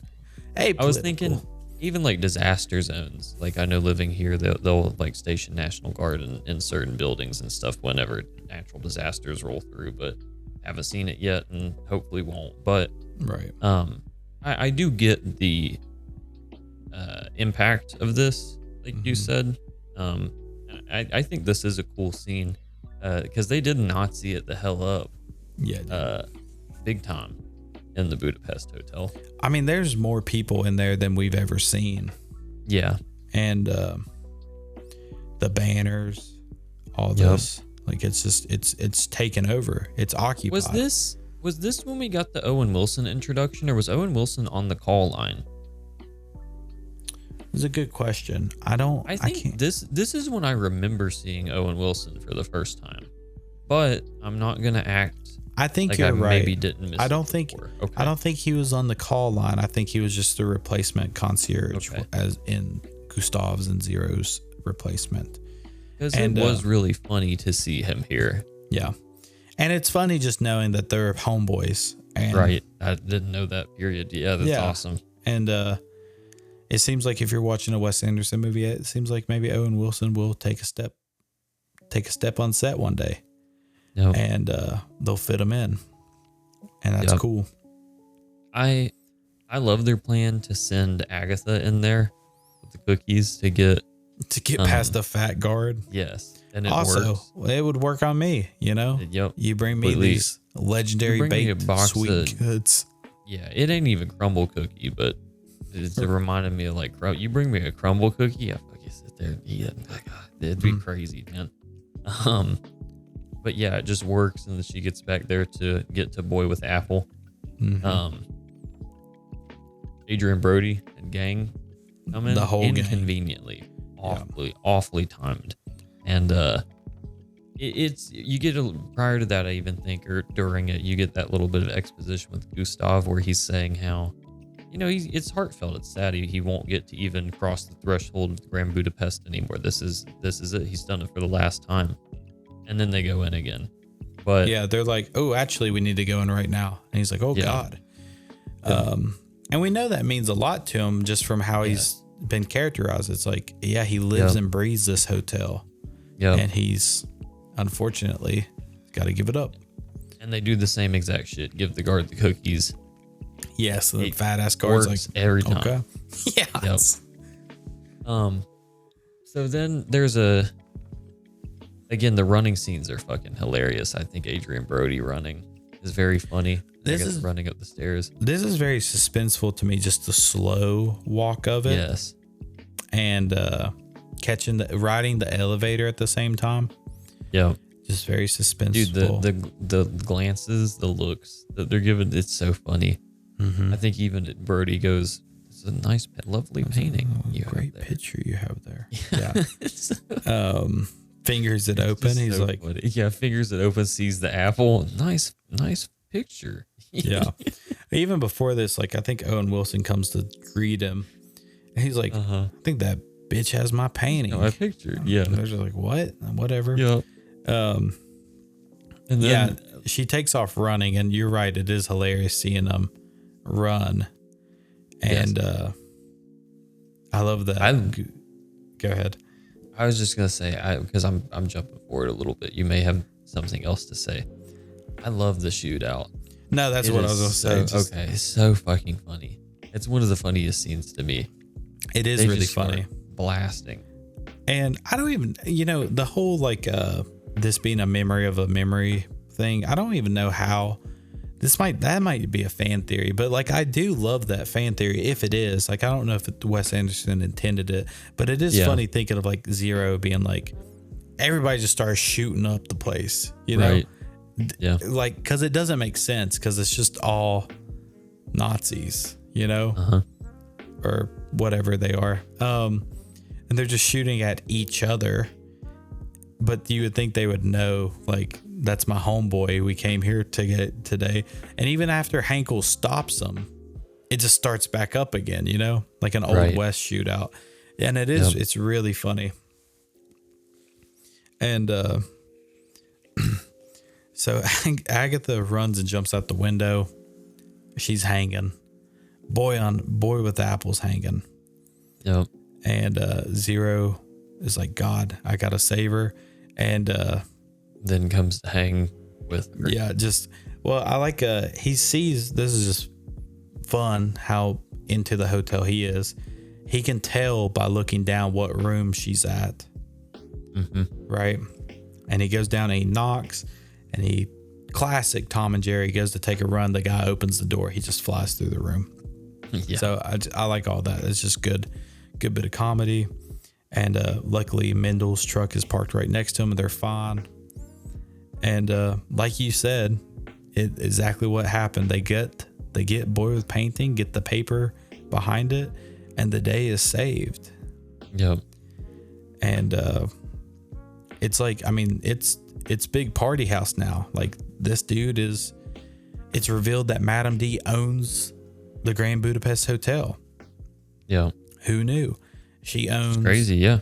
She owns all the factories that's producing the guns and ammo for this war. She owns many estates. So Gustav is just the richest guy ever now. And it shows them on a train again. And like you said earlier, Zero is now the one saying, like, why are we stopped at this barley field? And it cuts to black and white, which is interesting, because especially for a movie that's so colorful, you know. Did it cut to black and white here? I didn't remember that. Crazy, I missed that. I don't know how I did, but and they just have the same exact interaction they did at the beginning of the movie, except it's worse now. And you know that's worse by the black uniforms, and there's more of the fascists. But the same thing happens, and they just don't take it as kindly this time. And Gustav dies defending Zero, dude. I love that. God damn, I love that so much, man. And it's just over like that. That's it. And it cuts back to Jude Law, and he's like, damn, what happened to him? And they're like, well, they shot him. It doesn't show him getting shot. He dies off screen. And he's like, of course, everything went to me. And Zero says that he doesn't even keep the hotel in memory of Gustav. He just does it all for Agatha. Yeah. And she what was that? Too, didn't the state took everything else away from him or something like that? The only thing that he was left with is the hotel. Yeah. I don't know exactly. I can't remember, but it's like, I don't remember. Yeah, it was some shit like that. I don't know. Yeah, just like, I don't know if like communism or something like it spread and just took all of his stuff and just left him the shitty version of the hotel. Yeah. And but yeah, he's like, she died, and my infant son just died of some nonsense disease. Awful. Yeah. And he's like, yeah, it's curable in a week nowadays, but back then, not so much. And killed millions. Yep. And it's this is where like the melancholy comes in, and it's just like, this is a different world we live in now. And I love the final words on Gustav that Zero says, because there's a little bit of lines that gets repeated about how there is some civility left in this barbaric world.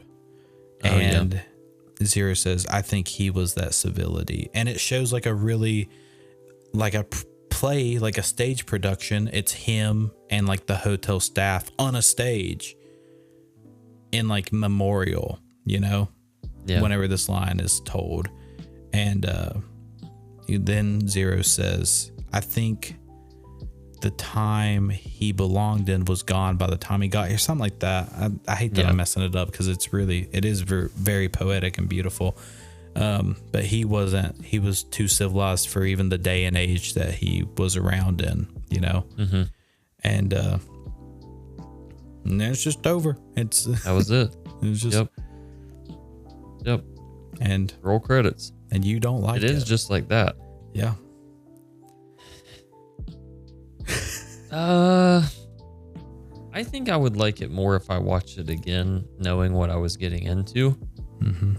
I have a hard time. What's the measure of a movie? How do you, I guess as a professional movie reviewer now, I should know this, but how do you determine the the mark of a film? Is it the true analysis of it and the review over multiple times and periods and after reflection, or is it your gut instinct that you have on it? That's kind and but I get the films like this and fantastic movies are always going to suffer like that. And I do have that issue because there's movies that I like that's the exact opposite. I like them and I think they're great immediately. And then as I think about it more and analyze more, they end up being dog shit films. Yeah. I think you could just as easily find that. At the end of the day, I don't even think that's a cop out necessarily. I think that's a part of this film. I think that if you are a more casual movie enjoyer, this may be a hard one to get through. Potentially, maybe not. I think it does seem to feasibly be the best introduction to maybe the Wes Anderson filmography and universe. But that said, like this is going to be a different movie. It's going to be a little strange, and that's okay. But it's its own thing. It's unique. You know, it's not going to be. I didn't go into this movie expecting a popcorn muncher by any means, but it's almost like another one of my favorite movies with Defoe in it, and I like this is The Lighthouse. You and I have seen The Lighthouse. It's a strange movie. I almost wouldn't call it an enjoyable watch. It's not a movie that I want to watch like a whole bunch of times, but I really do like it. It maybe just tickles me a little bit more as a film. I think that's all. I think the gut instinct is all that matters, because like once you start getting into like the nitty gritty, obviously there's, you know, if you started reading a book and words are misspelled, then the book is bad, right? By virtue, you know, if the punctuation is wrong and words are misspelled and pages just don't make sense, right? Obviously that's bad. But you know, for movies that we're already at the point of watchable, right? Yeah. I think it really does just come down to your enjoyment of it. Yeah. Because like you said, there's movies that I know are bad and I love them. I have fun watching them, you know? Yeah. Because like, what if you're not into the whole symmetrical camera work? Yeah.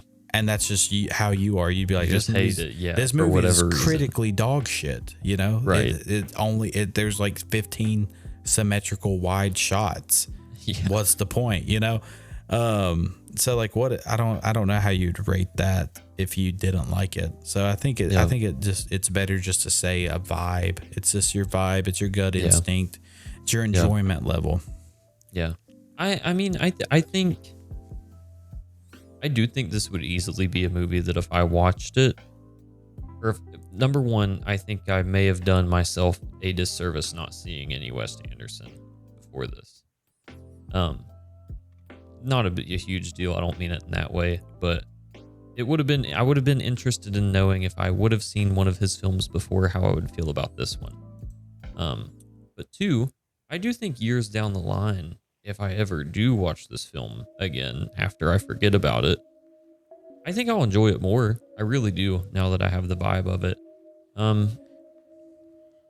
And you know, that's part of it. That's okay. My overall enjoyment, after talking about it, I mean, I'll try not to let it sway me too much. I never felt like it was like awful. I didn't super dislike it, but I'd give it like I don't know what I've rated other movies. I'd give it like a 6 to a 7. I would say. I'd say a strong 6.7 is what I would do. Enjoyment level. How does this movie compare to The Social Network, you know? I enjoyed watching this movie less, straight up, first time. I think that this was the least enjoyable. Well, I liked this movie more than I liked Superman. Yes, sir. You got it. Which, you know, exactly I even right. said watching Superman, I was like, this reminds me of a Wes Anderson movie, funny enough. Some scenes of it. And like that. Like in the field and stuff. Yeah. And now that we have watched it, I can see it 100%. Yes, I know exactly what you mean. Yeah. That's so funny. Now I'd put this one. This would be towards the top, maybe. Yeah, but by no It might means be I would the not top. call this a bad film at all. And again, I think that's some of the beauty of movies. I mean, we're not always going to agree on everything, and I think films like this are great in the discussion that they can bring and what makes them nice, and what, you get a little banter back and forth between people. Because different people, everybody just values different things about films. That is what it is. I'm sure there's some people that watch films out there almost completely for the soundtrack. They fucking love it, as we've clearly seen in some people's, comments of things and reviews that we've read. I'm not like that. I'm seemingly a plot guy, but you're a character guy. That's all fine. There's not even anybody that's right or wrong. Right. It's all about the what's experience. some moments that you were like, because you said earlier, like, I know Trenon's eating this shit up. What's I'm really trying to think. I don't know if there was like a specific moment, and it's so hard too because I didn't probably start enjoying this movie until I was more than halfway. I think the first half of the movie, it took me a decent amount of time to like fully grasp what the hell is even happening. What's this about? What's the vibe? What's the context of this stuff?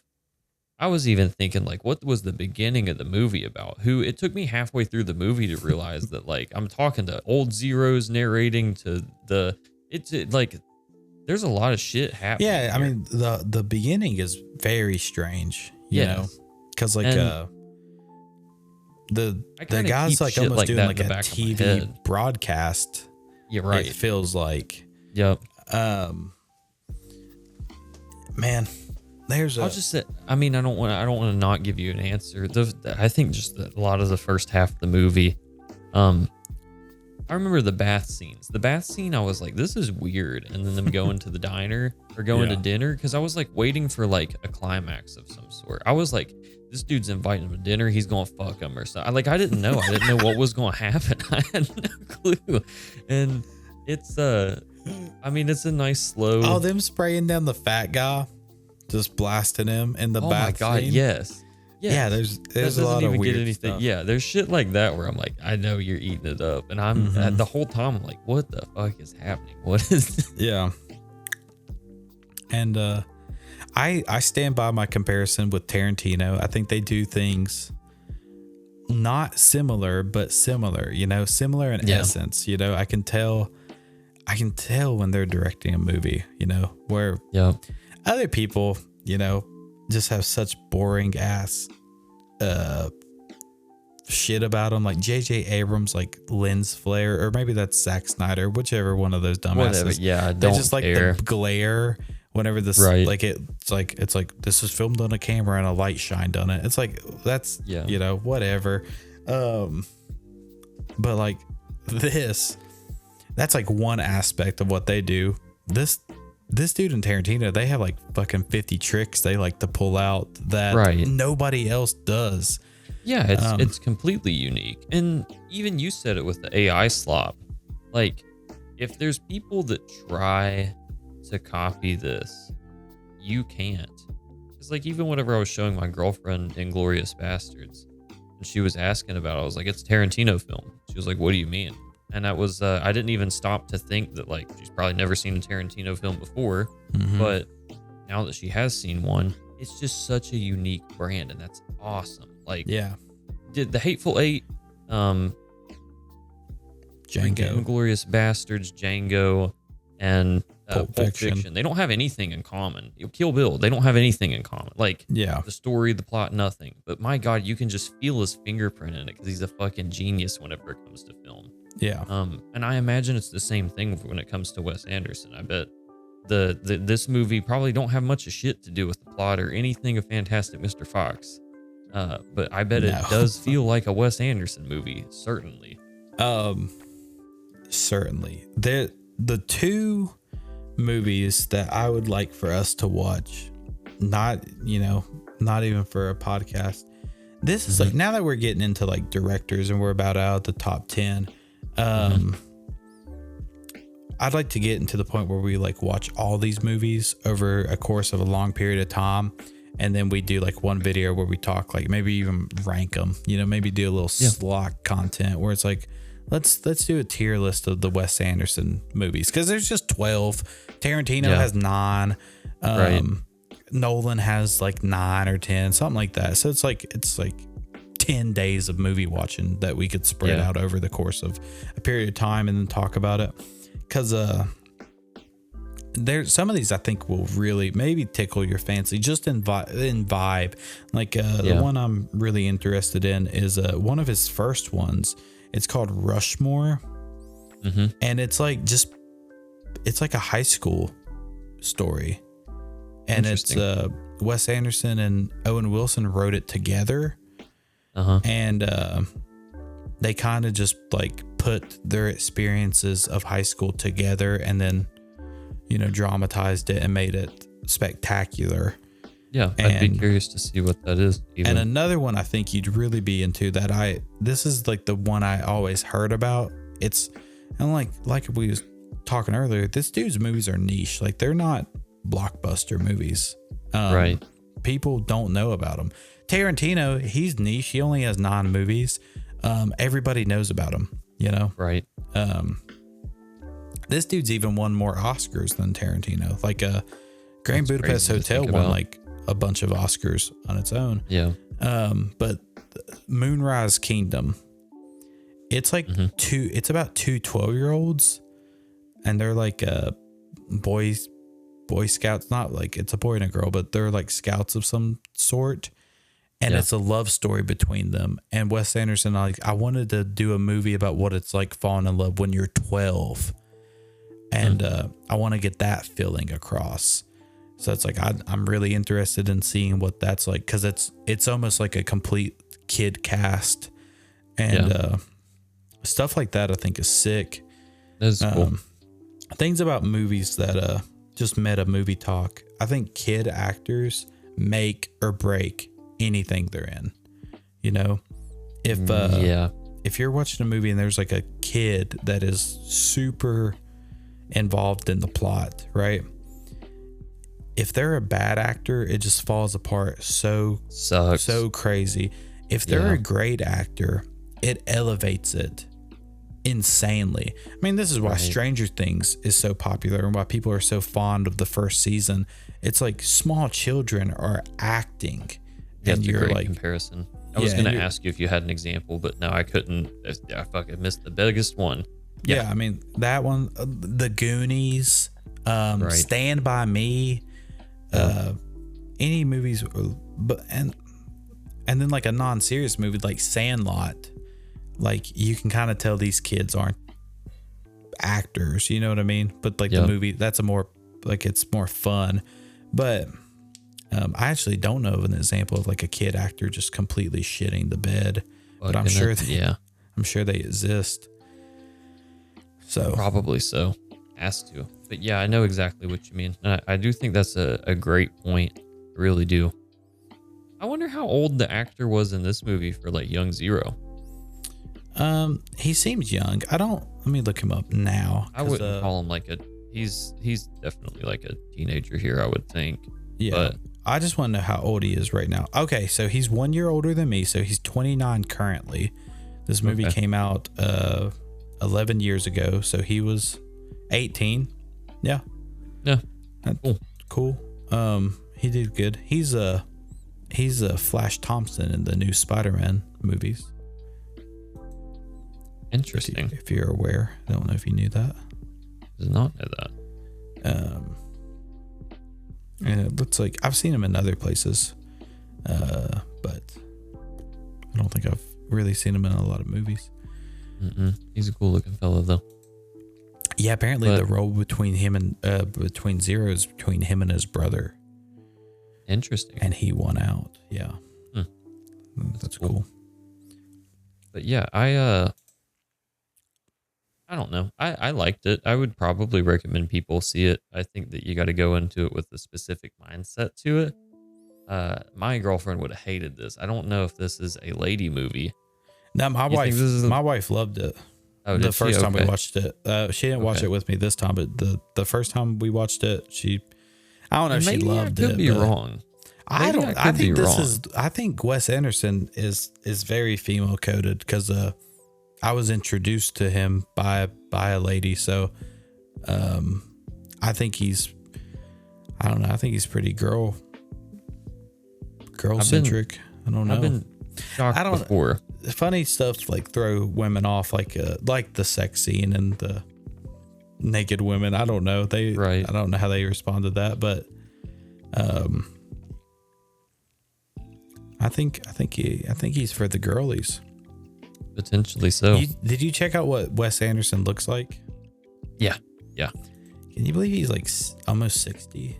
No, I can't. That was crazy. crazy. That He was the looks- craziest part. Because He I even looks wondered, great. now that you've said that, I even wondered if I had clicked on like an old photo of him, Mm-hmm. but seemingly not. No, he looks pretty good. Yeah, he does. It is insane. He to think looks he is, very European. Yeah. He's His 56. swag is too different. His swag is a little different. He's not but- giving the American vibes. But my favorite scene of this movie, I said it earlier, definitely like the one of them escaping, or after they've like climbed up out of the fucking manhole or the well or whatever.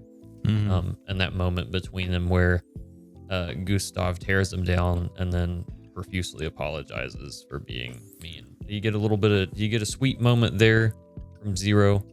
He's sharing, and then you get a lot of, a little bit more character development from Gustav, and I think it just brings them even closer. I hate to cop out, but I think that might be my favorite scene too. Now that I'm thinking about it, it really encapsulates the movie. It shows the relationship. It shows how both of them talk, and it kind of shows how goofy the movie is, like with the gang trying to actually escape, and them just bickering about Cologne, and it's a good one. I like the music in this movie.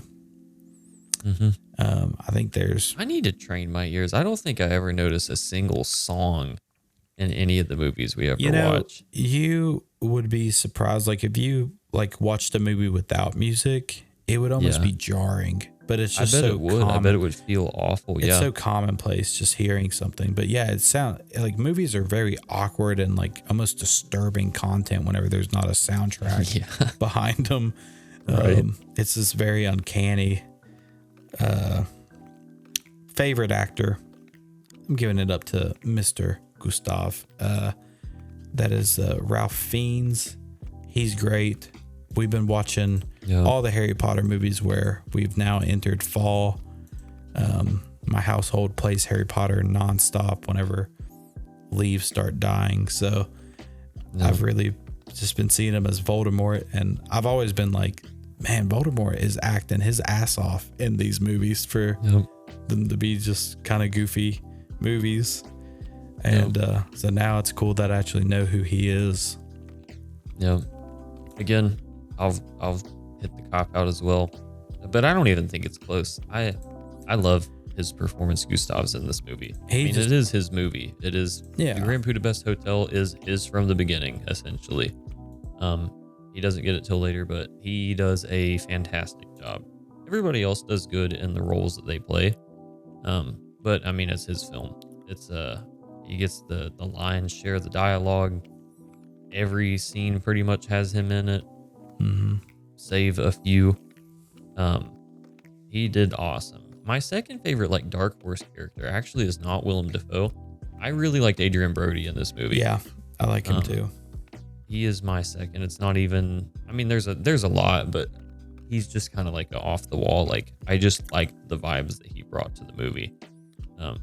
He did a really good job, and he's a fantastic actor, man. He's so ominous, and he brings just that certain level of intensity.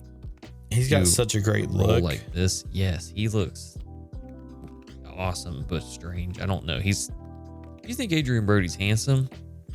I think so. Man, he's weird looking too at the same time. Yeah, I'm gonna pull up a picture of him just to get a good. Yeah, take a look at him. A good gander. I'd love to see it. I don't know. I always remember him the pictures of him are so unflattering almost. Yeah. He's just so Italian coded. I always think about him in King Kong from 2005, and a girl doesn't know that she's meeting him because he's like an author or whatever in the movie, and she's like, yeah, his nose is just so huge. And his nose is huge. It is. But for some reason I'm seeing some pictures his nose is not that big. And then I don't know if they're photoshopping. Some pictures his nose is massive. Like it's I'm looking at one and his nose is 25% of his face. It's crazy. He's got a honker on him. I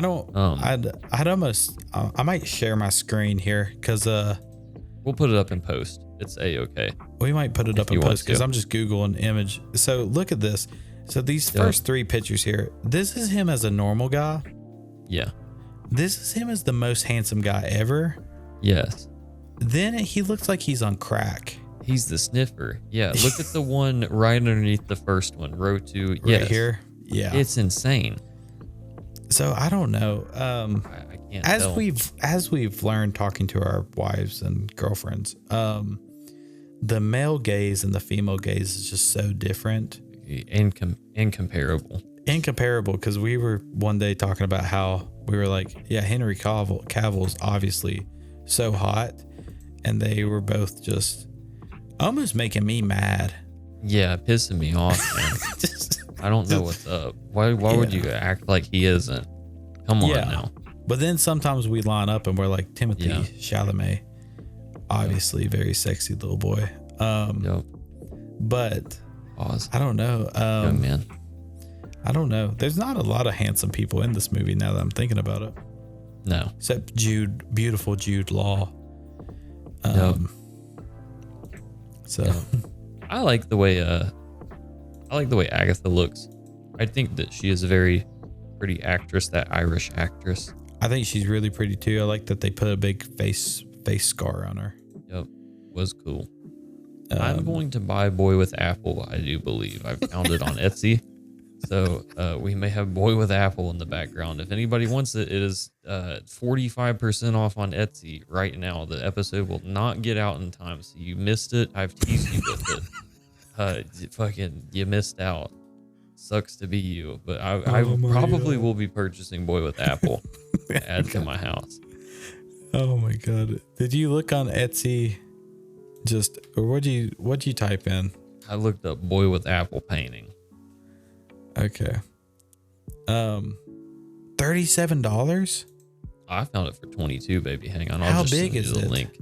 I don't know. This looks like a print. I need it on canvas myself. This is canvas, baby. Oh, hang on. I don't know. Maybe you found the link and not. We can send it after. But do you have anything else that you'd like to add about this movie before we both buy Boy with Apple? It's gonna be so stupid. My shit background just put with Boy with Apple.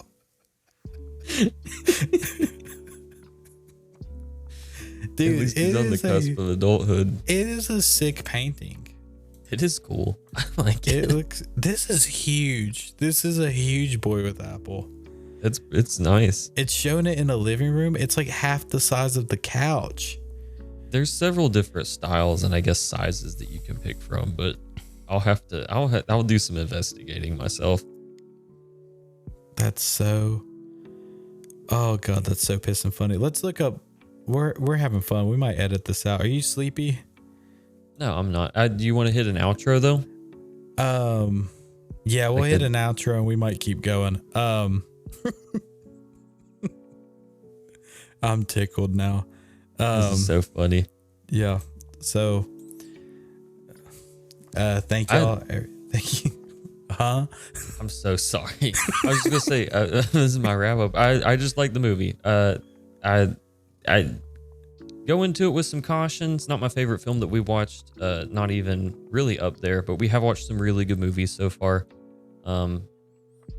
It isn't the best on the first watch through for me. I It's give it a crack- 6 out of 10, 6.7 out of 10 enjoyability score. It's But cracking it is me a up great that movie. You probably have like Superman, Grand Budapest Hotel, then probably like a huge gap to Back to the Future. Potentially so, honestly. Yeah.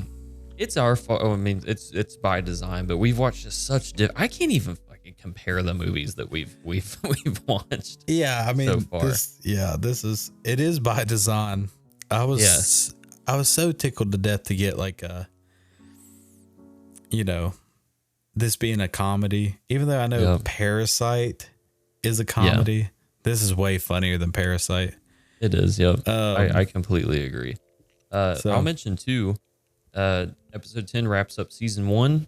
Yeah. If unofficially, I don't know. We'll see if we make it official. And we're taking a 4-year hiatus. And we will come back with season 2. I'm kidding. I don't even know if it'll be season 1 or not, but it'll be the unofficial end of season 1. I think, We'll see. We'll see what that even means in the future. But we're cooking up a little bit of ideas. But yeah, pretty good movie. Watch it. Check it out. I thought it was okay at my first watch, but I think if I watched it a second time, I would like it even more. I wish I could make you watch it right now again. I think if I just watched the first 40, now that I've seen the last 45 minutes, if I would just watch the first 45 minutes again, because I didn't know what the fuck was going on, I think my enjoyability would be turned up a little bit more. I think so, because like there's just a lot of stuff to pick up on. Yeah. Now that you know what he's about, I feel like you could just kind of enjoy it. Yep. We'll see for the future. I liked it, y'all. So don't direct any comments towards me. We only ever get hate comments because last week I got called Tony Stark because of my red sunglasses. I got holy cannoli Cyclops, and then I got compared to Tyler Durden from Fight Club. So honestly, got compared to 3 cool guys. Yeah, that's true. But it was just all so condescending. My wife was watching me edit. She won't even watch the podcast, but she'll watch me edit it, and she was like, Tony Stark. And she said it looks like we both have toupees on. Hating ass bitch. I don't understand. We both got toupees on? Yeah, that's what she says. The toupee cast. Man, fuck. Yeah. Damn. Just hating. Yeah. Sad. I like the movie. Direct the comments to Bobby. Bobby will answer all the comments on the Grand Budapest hate. Yep. If we missed anything that you really wanted to hear us talk about, we didn't talk about Agatha and Zero as much as they're in the movie, but it is just kind of, it's the Gustav show. Yep. Thank y'all for tuning in this week. Next week, we're gonna hit you with a classic movie, classic cinema to end out our first 10 episode catalog. So we hope to see you there. Thank y'all, and have a good night, evening, morning, day at work, whatever. Yep. Peace, everybody.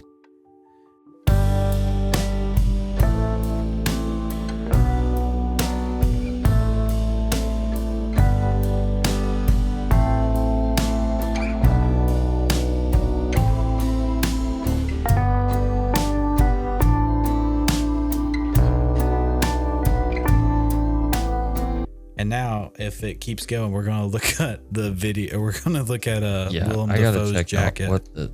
Yeah, look at Willem. I gotta find out about Boy with Apple here. I gotta do some more looking.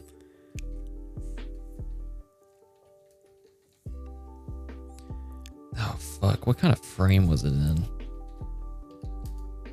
Oh, Boy with Apple. I'm gonna do a walnut frame.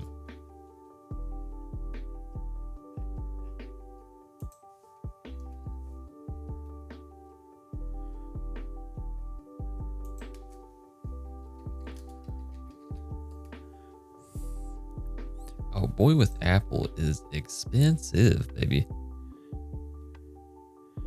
I thought it was $20. No, I lied. It appears. It is on sale. What's a good, like, 12 by 17? It's pretty big. That'd be good, yeah. $60. I'm trying to think of what it is in the movie is my goal.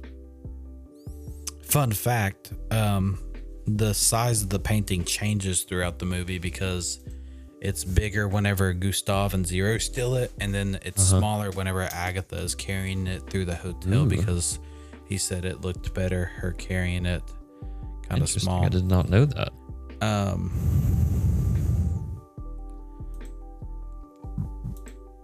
That is very cool. This jacket, man. They don't put any pictures showing the front pocket, and that's all I care about is just seeing the front pocket. Like, can I put a pistol and a bottle of liquor in there? If I can't, I don't want it. If I can, I want it. So, you know, I would advertise that. Send me the link to it. I would love to see it. This one is like, I found like a real one. It's $200.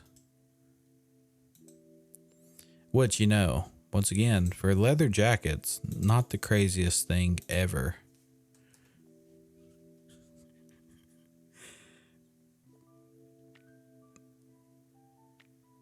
Oh, shit.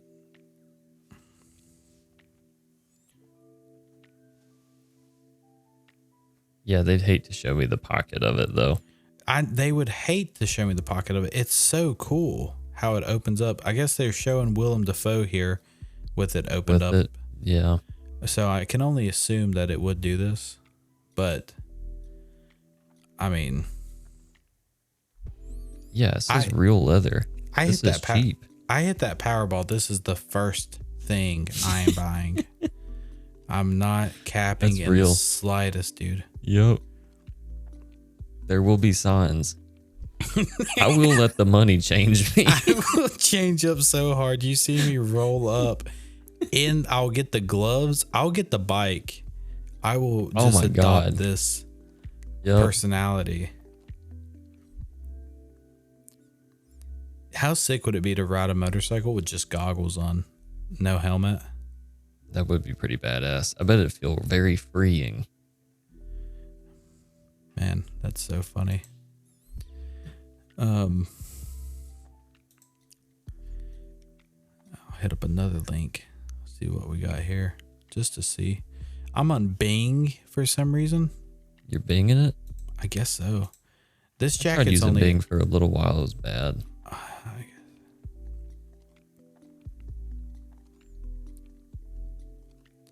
This front pocket.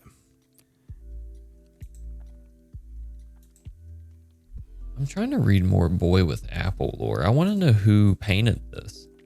Like, I know it's a fictitious painting, but somebody created this. I knew this. By the British artist Michael Taylor.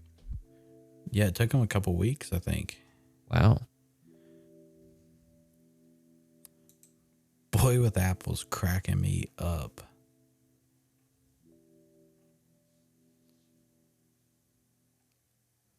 It's just so stupid.